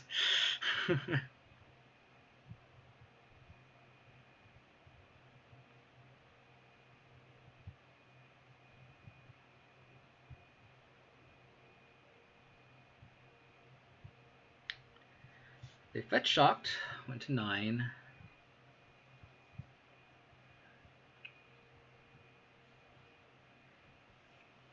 They have a Spellbomb in play, but we also have a Spellbomb in play.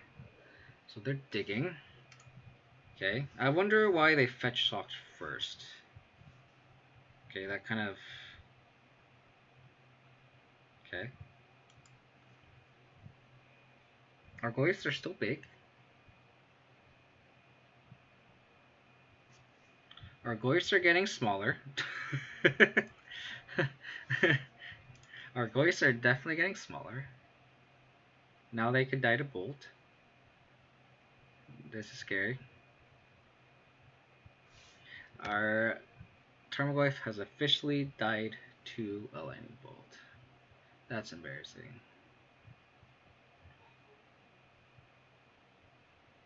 Land. Land. Land. Oh, Bridger K is not a bad draw.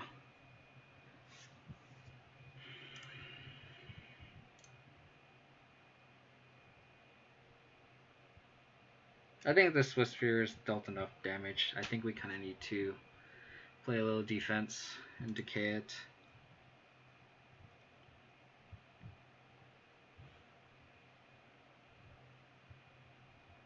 We could play go to 9. I don't think that's good.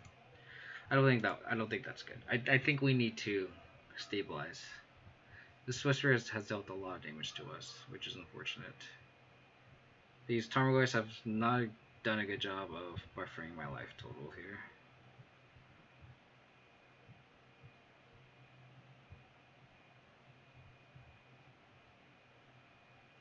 The best we could hope for is a land off the top, really.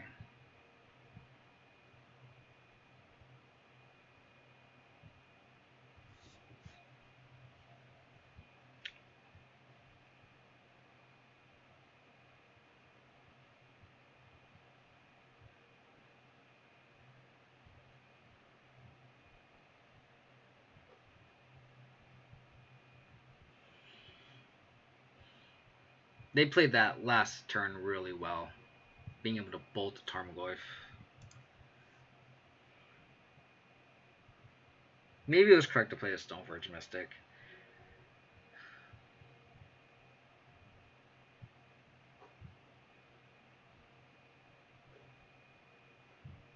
Because that way we can like play Stoneforge Mystic and then like threaten anything.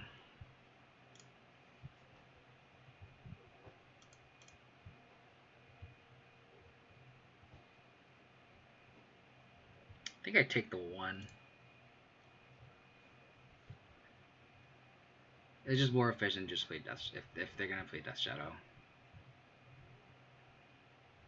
Oh, okay. That's fair.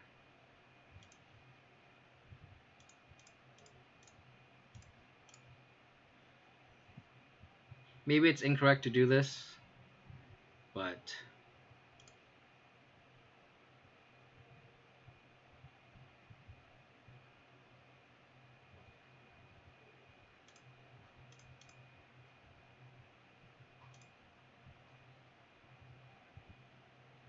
I'm gonna fetch a sword here.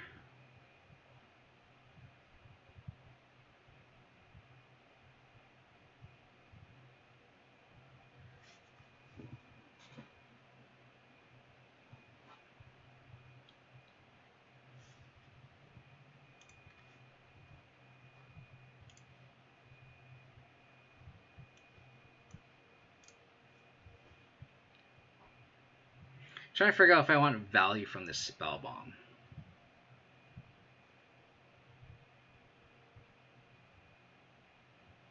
They have 5 cards in hand, right? If I play this Hex Drinker, I think the better play is to hold up Spell Bomb. They're gonna play the Lurrus. I'm gonna crack the Spell Bomb. Hopefully, one of my next 2 draws is a land, and I can go Hex Drinker, level up all the way to a 4/4, and then maybe next turn following after that, I can play Sword and equip it. I think I need more draws. I think we're not at the latest stage of the game where I can afford to draw a card and that be relevant. And I really want to land. I don't think it's correct to play Hex Drinker here.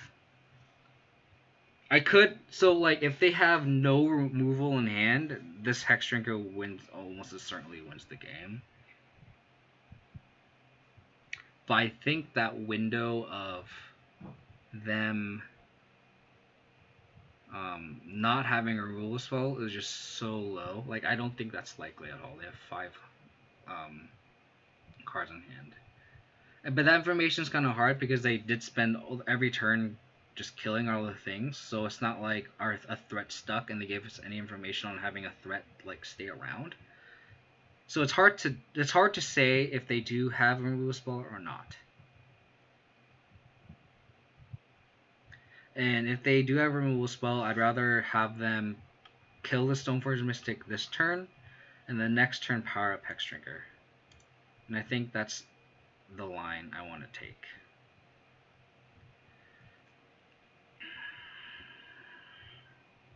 I might be wrong, but I think this line plays around a removal spell the best. It's kind of using the Stoneforge Mystic as bait. This fetching Feast of Famine maybe signals that I have a Batter Skull in hand too.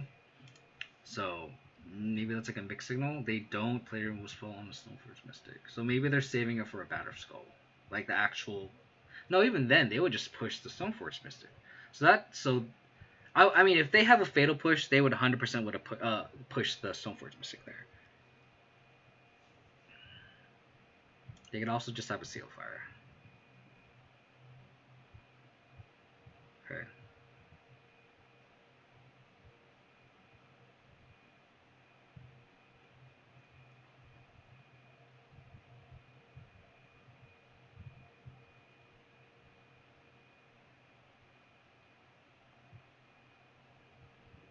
Now it's kind of like a cat and mouse here. Where do they play the Lurrus?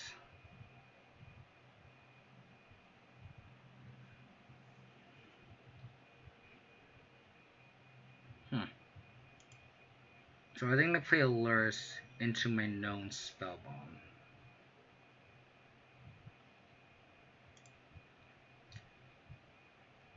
Okay, that's unfortunate.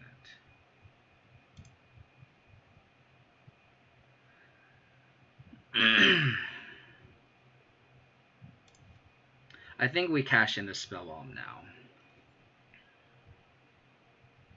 Because they're just going to wait for the Spellbomb to get cracked. So I'm just going to do it now.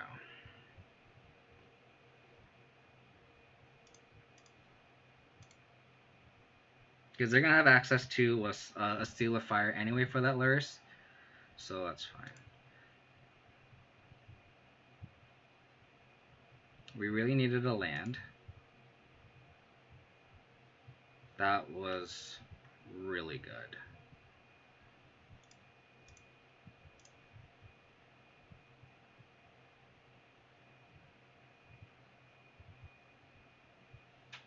That was really bad.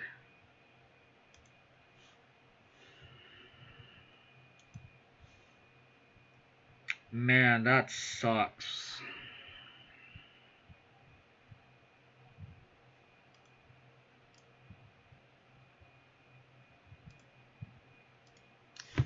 That sucks.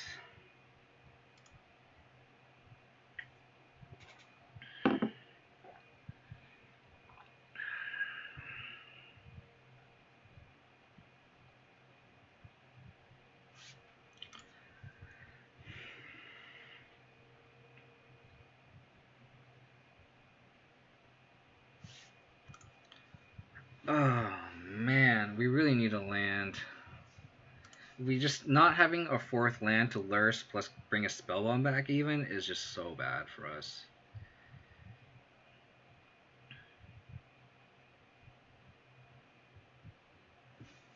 Okay.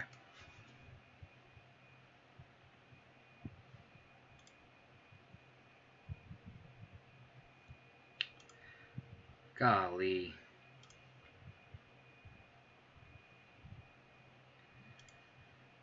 So we're not that far off.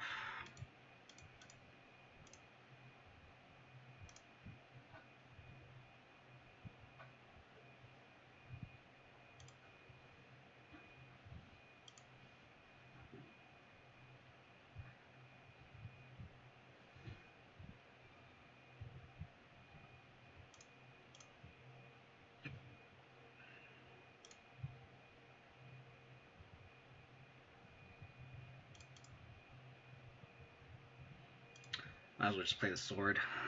We're taking so much damage off this P language. We're not drawing any other lands with it. Like, we're just gonna die to Seal of Fire.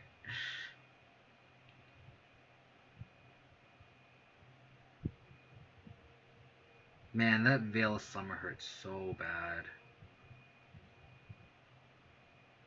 So bad.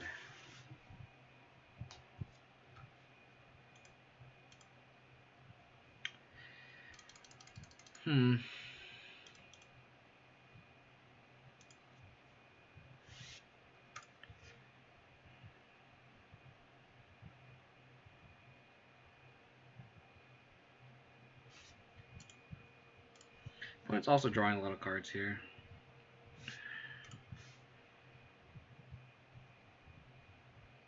We're dead to a bolt, so any bolt sucks. Hopefully my opponent just has lands in hand. It's Cling? Or Dust Shadow?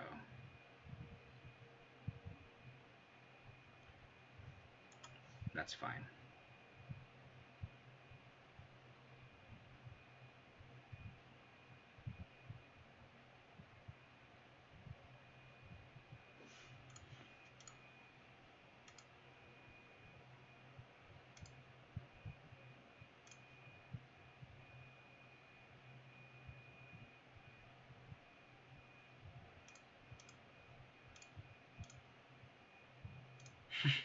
Please don't have another Sail Fire or a Call God's Command.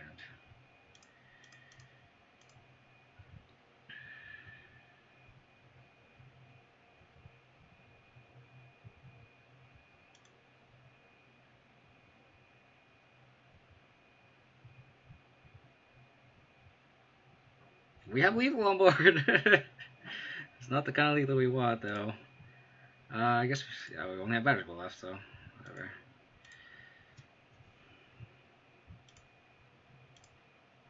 So they have to seal this Stoneforge Mystic. They could wait. They could afford to wait.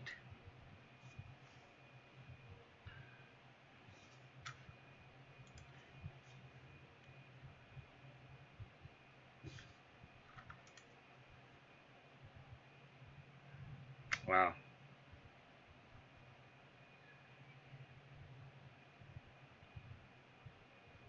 This is crazy. Is their hand just full of Veil Summer? Because that'd be so funny.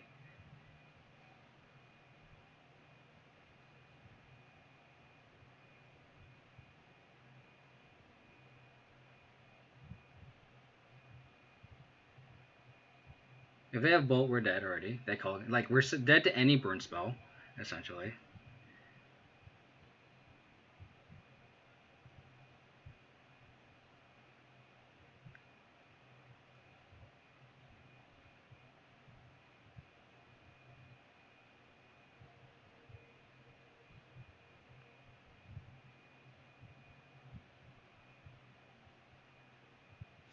Okay. They have to seal this now. If we untap this Stoneforge Mystic, oh my god. Okay. So we're not dead to a lot of things. Oh no, don't. Okay. Please, another threat. Tarmogoyf. Tarmogoyf. Only on the Veil. We're dead to Bolt, but we gotta cast spells, right? I'm gonna pitch this Batter Skulls because apparently we're never gonna draw a fifth land to cast it, so.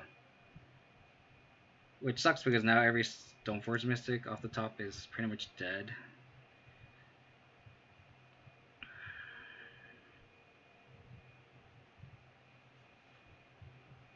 Land. So the opponent's flooding.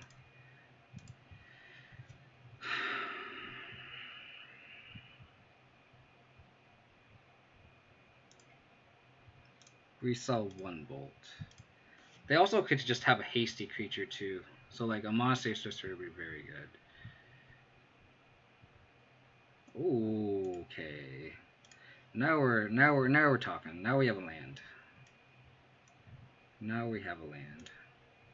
So now we can actually crack this peatland if we really need to.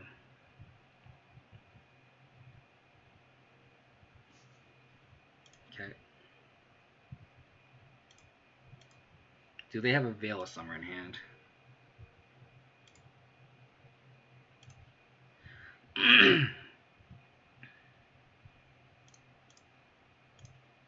Can't play around it.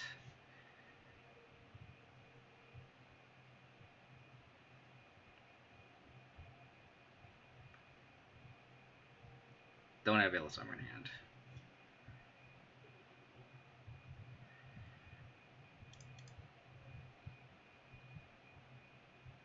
I don't think I want to play the Spell Bomb in case they draw like a Swift Sphere. If they draw a Swift Sphere, it's bad for us anyway. So let's just play this Spell Bomb.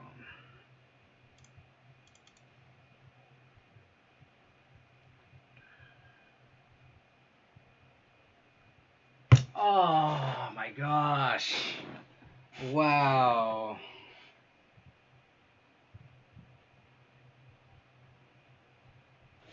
GG. Good game.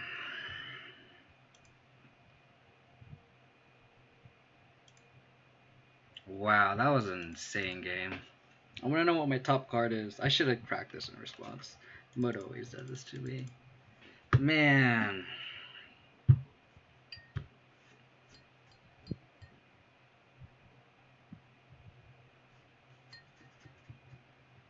We took so much damage from that P-Land. I kind of want to count.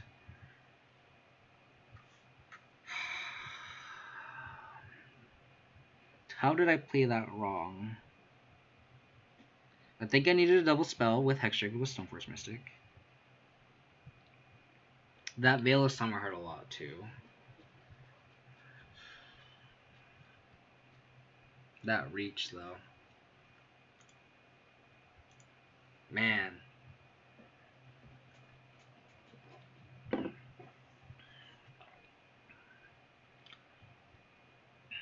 That was a close game.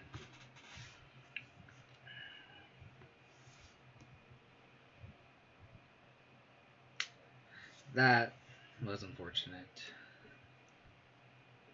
It was a good game. I mean, it was fun. I just really wish we came out on top, obviously. Hopefully we can salvage this league and go 3-2. On the draw is not where we want to be.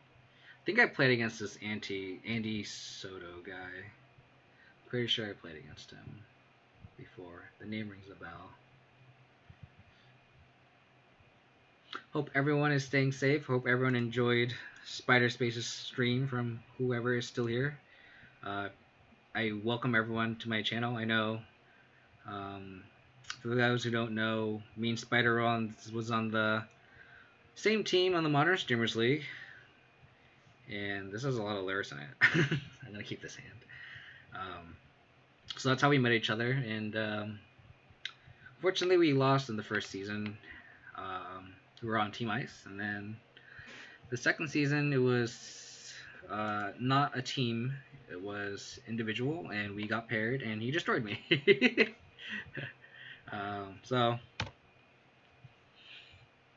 fun times. Is this burn? Stretch. Okay.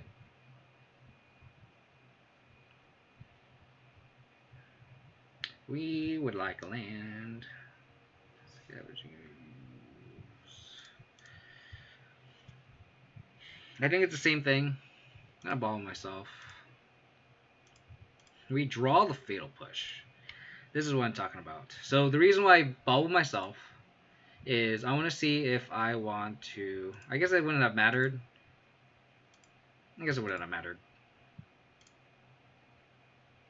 Maybe I should have balled my opponent. That was definitely not... I was thinking that through. I was hoping for a Fatal Push. And we got a Fatal Push. So that worked out for us. So we can Fatal Push this. I should have balled my opponent. That was definitely a misplay on my end. Should have bottled my opponent. Sorry, chat. I got so excited for my last run. Cause like so, this I was so excited for my play like 2 matches ago, where I was in the same situation, but I had a discard spell in hand. I think it was post board, so I knew what I was up against, and it was either between a discard spell or a fatal push, and um, if I had a fatal push, it was against Panza, and I saw Arbor Elf, and I had a discard spell, and um, if I have a fatal push on top, I'm not casting the Thoughtseize. So then if I draw the fatal push, I can fatal push the Arbor Elf on my opponent's upkeep. Um, in which case here, there's no benefit to it, and I just kind of didn't think about it. So that's my bad. Although that being said, I knew what the fatal push I'm gonna draw. So that's my bad. I'm also a little rusty with this Mishra's Bauble. I haven't played a league with Mishra's Bauble in forever. So we'll see. See how this works. I didn't even have a fetch land to do the little bauble trick either. So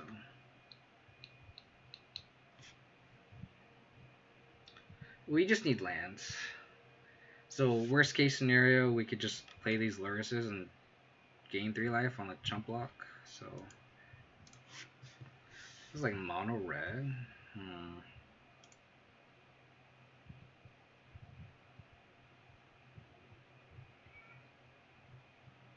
I'm just thinking about it. I think I take the 1 here. If they have an Eidolon, I want to push the Eidolon or not. Okay. Well, I'm gonna cast this.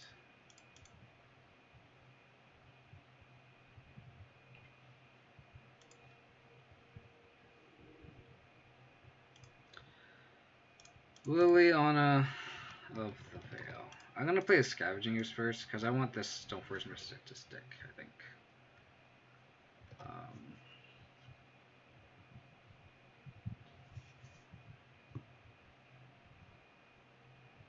Okay. Any land that's not a triome off the top would be good because we can lure some Bauble and kind of stabilize there, and they're very incentivized to kill Lurrus. Them cracking the Fire Allied is really good for us right now. Sign of weakness here. So I'm gonna bait out any removal spell with this Lurrus. And I'm gonna do the correct thing and ball my opponent. So they have Sprite Dragon. Got it. So we need a black source here. That's untapped, so we can. Oh, maybe they don't have a blue source for this. They cracked it. Oh, okay, they have it. It's fine. Fine.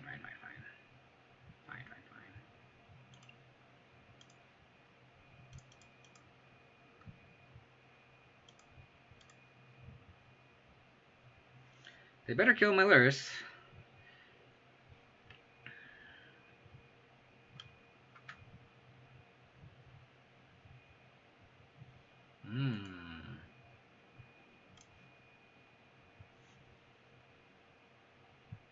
That is not an untapped black source.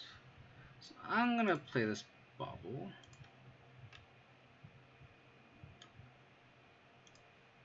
Get the info.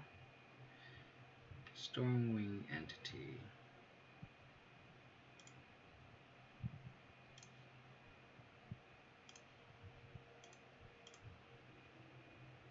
I'm attacking here because if they trade, that's just profitable.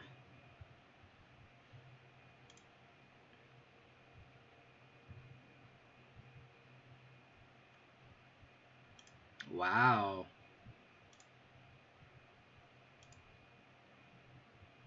I think I'm actually okay with that.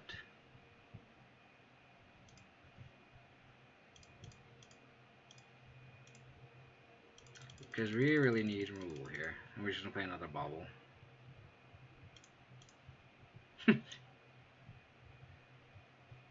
So we know about the Storming Entity that can draw. So I'll just do that at the end of my opponent's turn.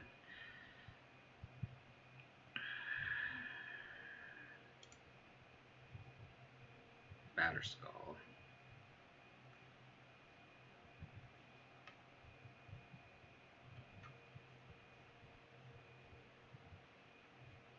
Uh-oh. So they have a storming entity. We are not drawing anywhere efficient removal. I guess I could have done this in response. I should have done the response so I know what card they're drawing. That's a misplay. I'm just clicking through now. Oh, not paying attention.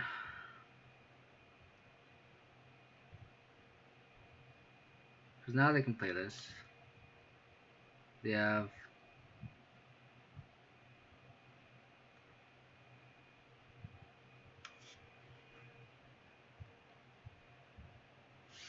Yep.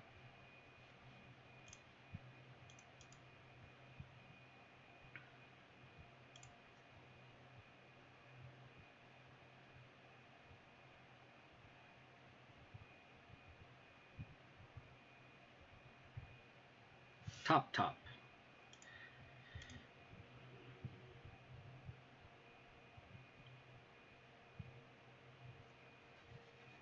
The thing about it is, like, Liliana also means we need another black source if we end up drawing, like, a Fatal Push or something.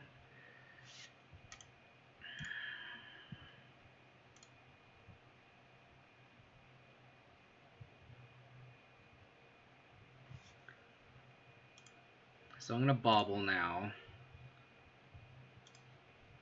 See what they have on top. Opt. That's scary.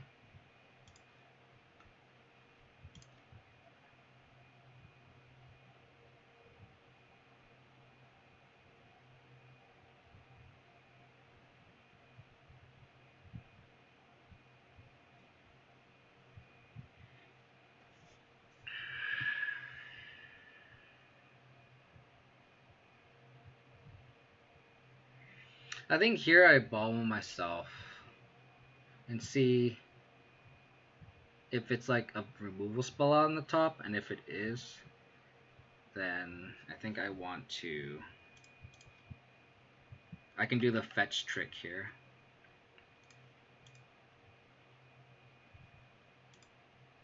Assassin's Trophy.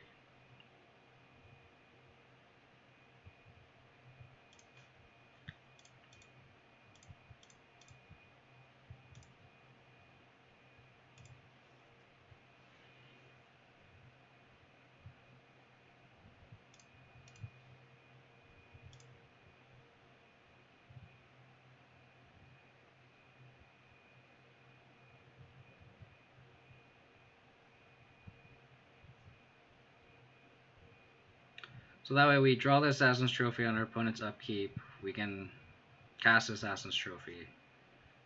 Hopefully take over the game from there. They sack the Sprite Dragon. That's interesting. Isn't this just strictly better? Because it grows? Like, permanently? Why would they keep this? Oh, maybe because it survives Fatal Push. That makes sense. I guess it's the more durable threat. That makes sense.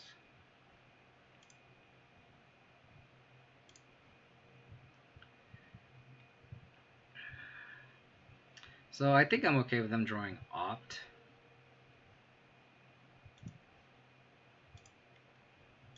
I think I am going to fetch here.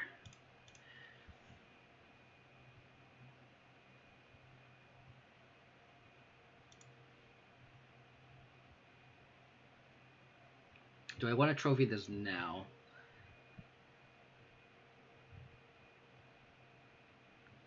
I think the answer is no. I think we just wait. I guess I should have waited on my fetch.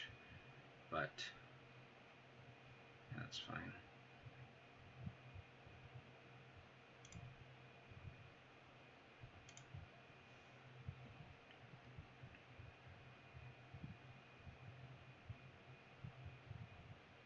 So I have Opt in hand and 2 unknowns. Let's see, Opt.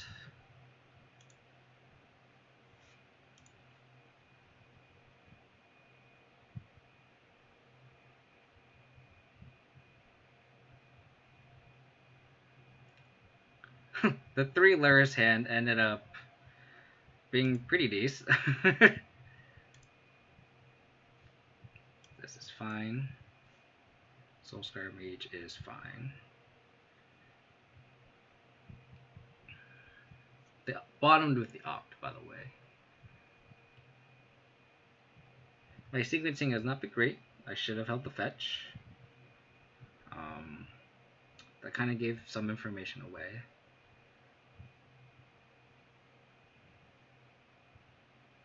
So they have 2 unknowns with 2 cards exiled from the light up the stage.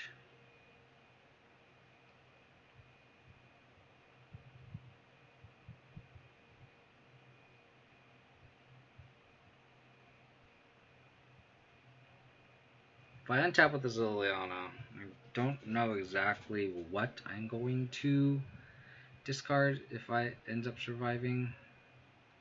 Sure.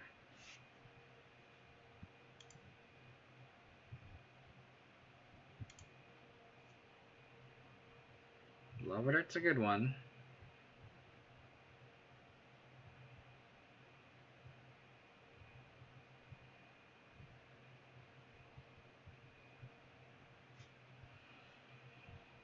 They're getting a lot of value out of that light up the stage, that's for sure.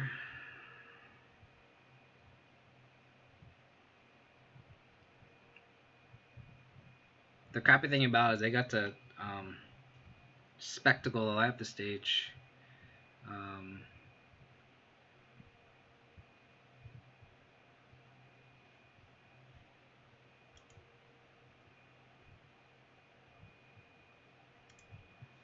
Because of my fetch land.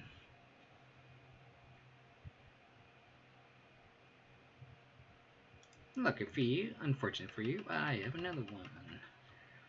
So let's see where my opponent attacks here. If my opponent attacks...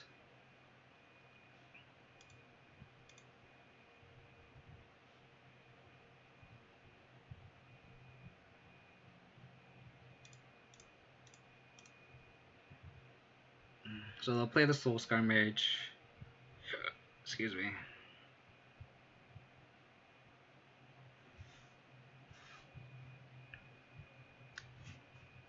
No basics. What? 2 mountains? That's it? No way. That's crazy. Okay. I guess to get the most information, we will plus with the Leon of the Veil. Discard Temple Garden. And I guess we could either A, play... I'm definitely playing the Stoneforge Mystic, fetching up the Sword of Feast... Sword of Fire and Ice. It's just a matter of, do I want to play a Lurrus and get back a Bauble, or play a Tarmogoyf? And I think I want to get a Tarmogoyf. Just because it's the biggest guy. And I'll just play the fetch and fetch up a Triumph next turn. So I'll plus discard Temple Garden.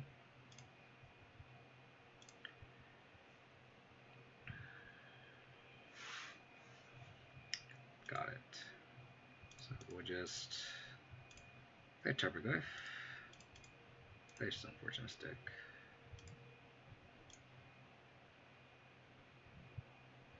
Sword of Feast of Famine. I could also say just keeping the land in hand, just to have something to pitch to Liliana next turn. But I can see a world where we just cash in this Liliana.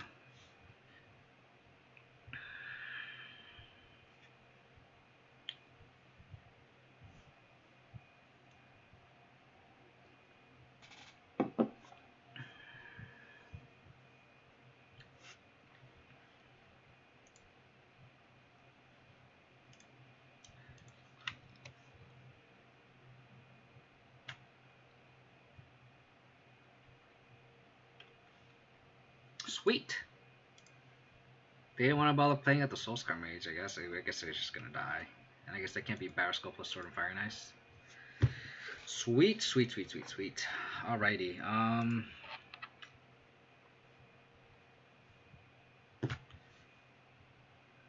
The only card I could really see coming in is like Damping Sphere, but I think Damping Sphere also hurts us because we're also pretty lean. Like, we want to bobble and like do this and that.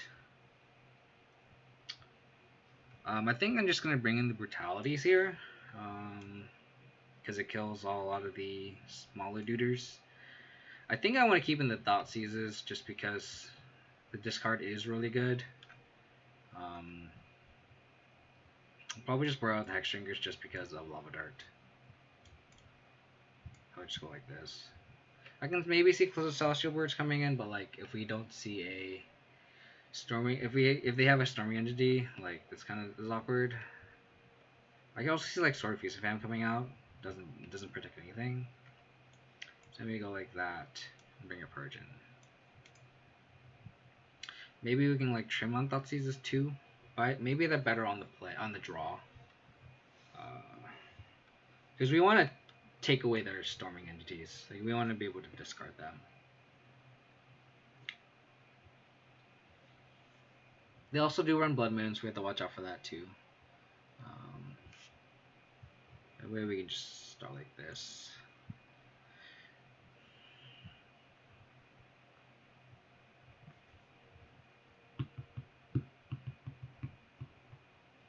Come on, Abzan. Take it home. You know what's funny? I think I've won every game won this game. Which is weird. I think this is a keep. Loses the Blood Moon, but still a lot of our hands. I think I've won every game won. So Goblins we won. Grixis that Shadow we won. Forest Sea Shadow I think we won. And I'm forgetting the last matchup before this. But I think I won every game one, which is very atypical for BGX, which is pretty funny. Opponent roll into 6. That's great. That's great.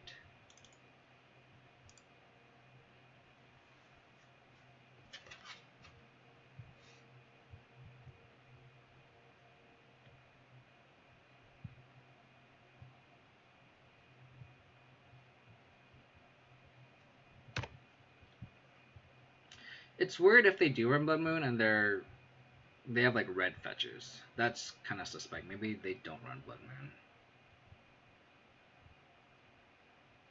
So that's fine. We just need to hope to discard any other threat and then get them with the Liliana the Veil. So let's get full info. They have a Spell Pierce. Good to know.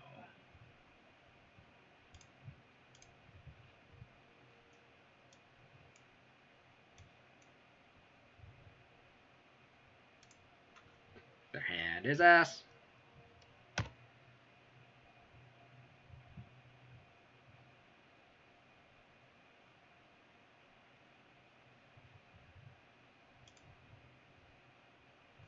We got the land. The thing is, do we want to play around Spell Pierce?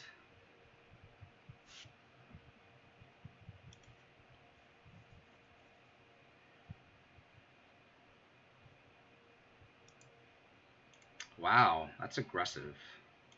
Because that means they can't play this on turn 3 next turn. Oh, they can't. Oh, it costs 2 less. Oh my goodness, that was a punt. I didn't think they could cast it on turn 2. That's a punt. I should have taken the gut shot.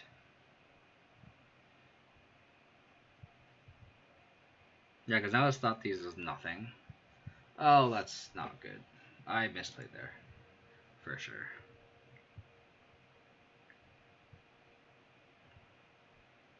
Because then they can't... Oh my goodness. That might have cost me the game. Because then I can take Spell Pierce next turn. I misread this card. Because I gotta take a Spell Pierce next turn and then Veil them.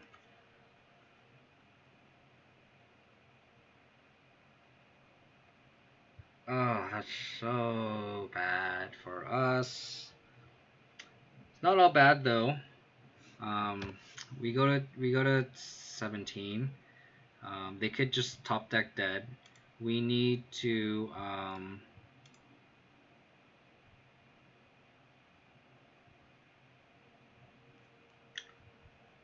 I'm really fucking lucky.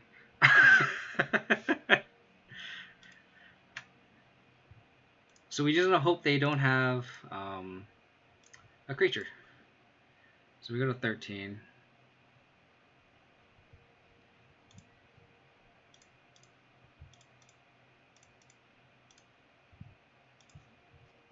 We need to fade one creature, And this Liliana can take over. One creature or spell pierce.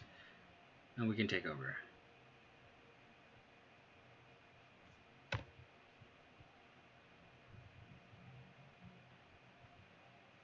Looks like they have 6.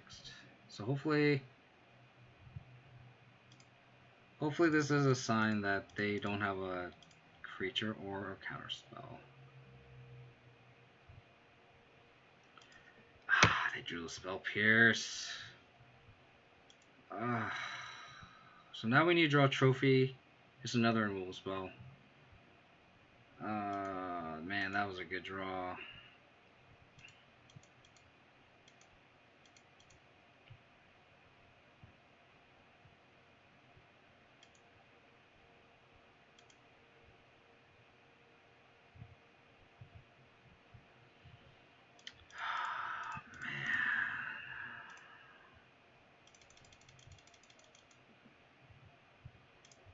We have draws, though. We have draws.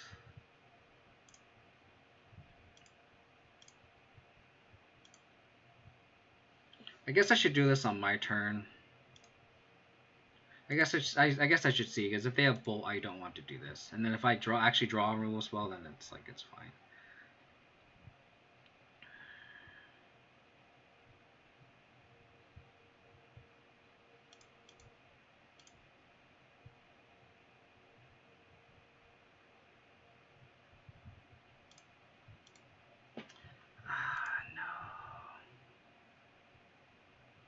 Okay.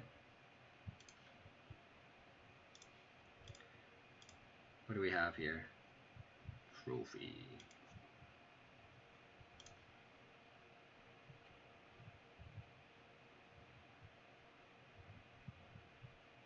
So if we have Spell Pierce here, that would be very unfortunate. But I'm just going to play this out.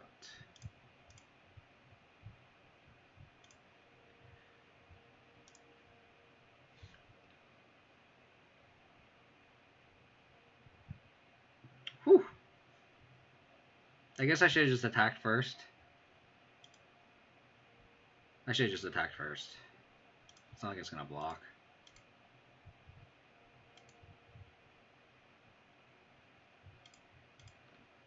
Follow back. Follow myself. Thought seize. I'm going to fetch it away. I guess I could just be mana efficient and play sword and play a sword. And also just play around Blood Moon.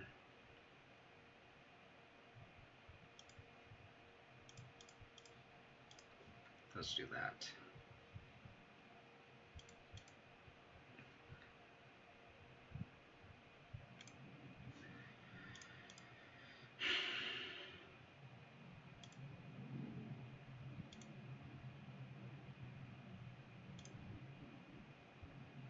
No.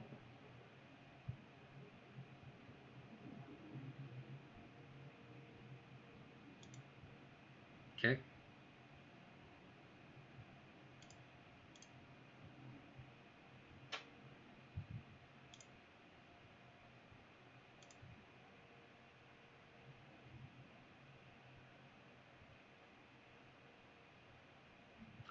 Don't be a removal spell, don't be a bolt. Oh, a Bedlam Reveler. Wow. Can I cast it? 1, 2, 3, 4, 5. Oh, they're one short. Oh my goodness. Oh my goodness. 1, 2, 3, 4, 5. Wow, they're one short from a Bedlam Reveler. That's crazy. So they can play a Soulscar Mage. That's not bad. Yeah.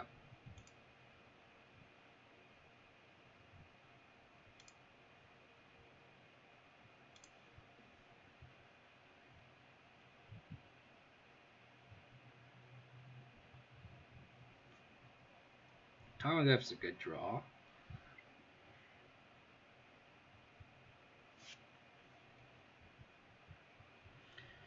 Safe to just equip here for now.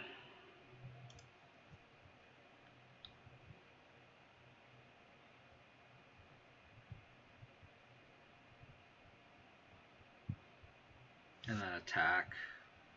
Gain 5.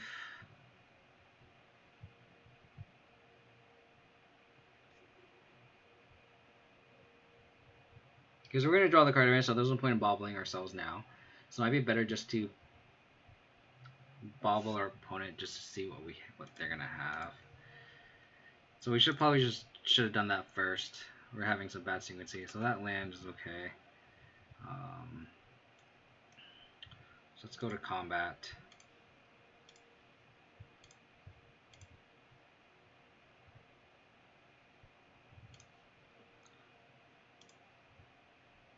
Cool Soul Scar Mage, so he doesn't just.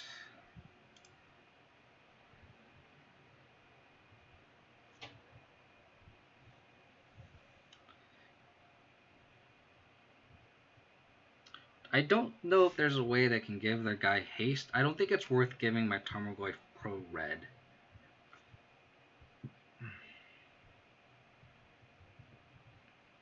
So the Reveler, draw 3.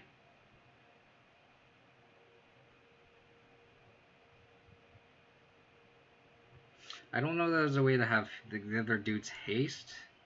So let's just play this Tarmogoyf, play a land, and pass. I don't think it's worth paying 2 life to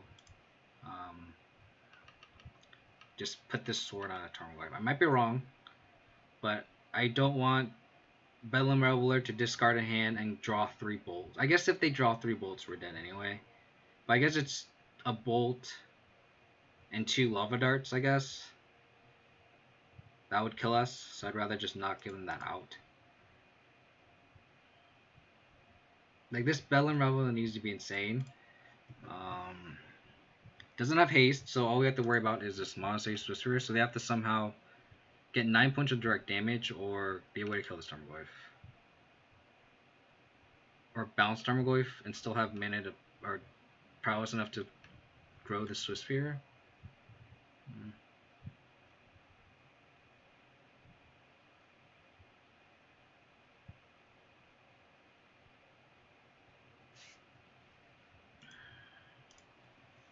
Playing on.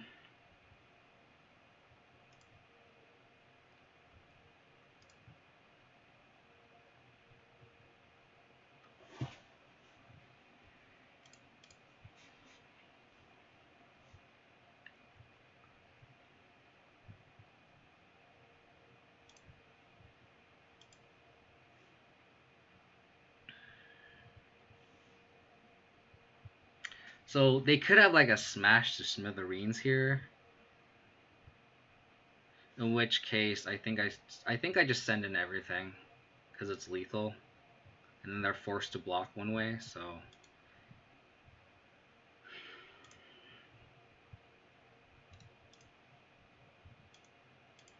the thing is, this is a safe attack.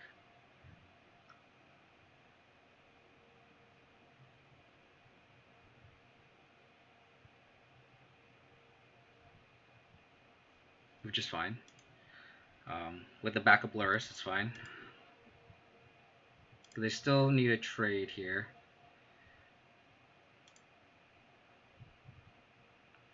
Or not trade, they need a chump. So I'll at least gain life, which makes me feel a little bit better about the situation. But at least now we can deploy Lurrus plus Tarmogoyf and be kind of set up that way. So Lurrus.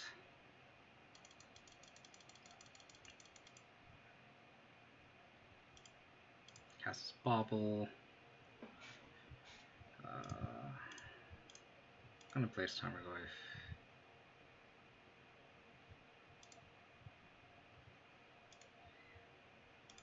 And now we just have a big board again.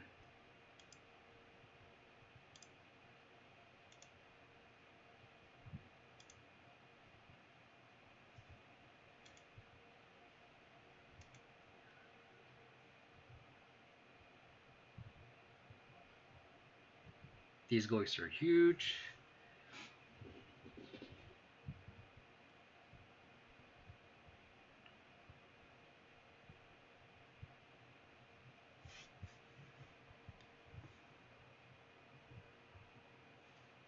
Uh-oh.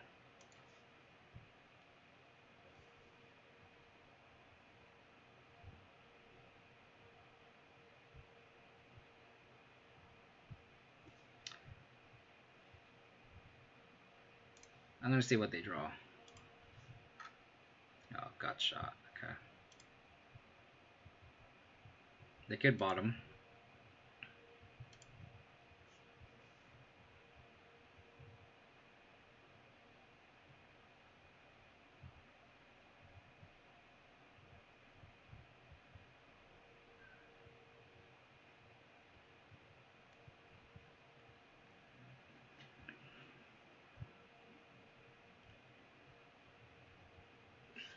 This is close.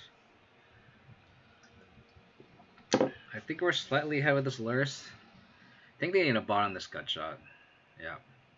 Because they ended up botting it, but I think they need a bot on this gut shot because they need a way to kill this Lurrus. Okay, that's cool. So they're Hellbent now.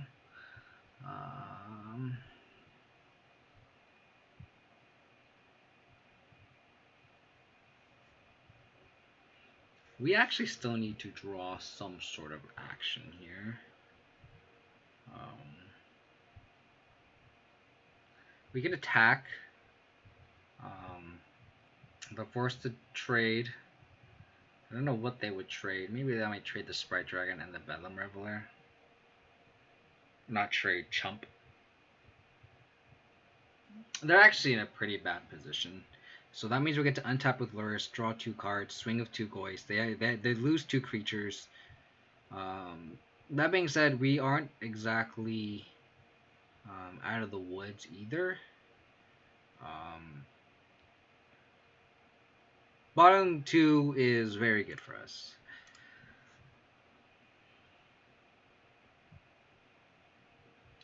So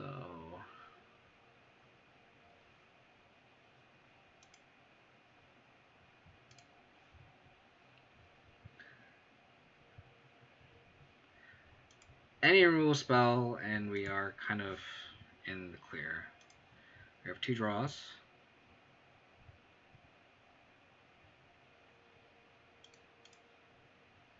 So let's see what they draw here. Lava Dart.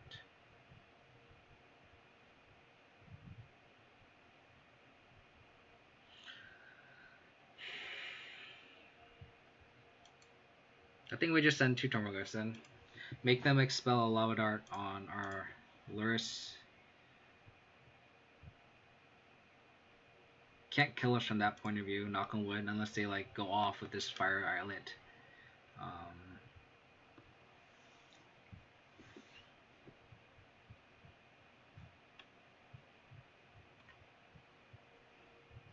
It'll be interesting on what they choose to chump with.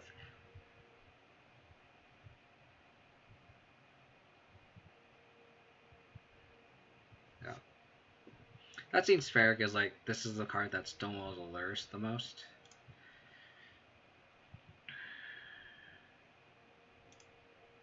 So I'll just play as tapped. Pass a turn.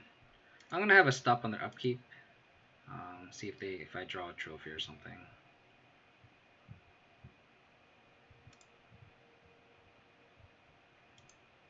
Not the best draw.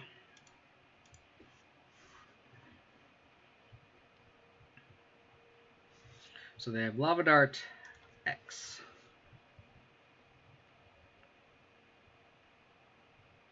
So they need another creature. Yes. 3-2, not bad. Not bad for the old home team of the Abs. Not bad, not bad. I'll take a 3-2 league with me kind of fumbling with baubles at the end. I think I played with baubles pretty well, but I think the fatigue of work and a long league is starting to set. But I think this league really showed the power of Lurrus. I think having a card that if you untap with is kind of snowball advantage is exactly what you need in any archetype now. Because now with Uro, it's like you have 3 mana, and that card just steamrolls the game by itself single-handedly. Um, yeah, you can have yard data to it, but the same is with Lurrus. So as you saw, like this game here, like I just got to untap with the Lurrus, or just um, play another Lurrus, and it just like snowballed out of control. Like I just outgrinded my opponent. Um, I kind of like this aspect of Lurrus plus Stoneblade. I was originally fearing that it might be a little awkward. Um, I guess I can just show the deck. Um, the chat is in the way, so let me. Sorry. Let me just move this here. Perfect. So now everything's in the view.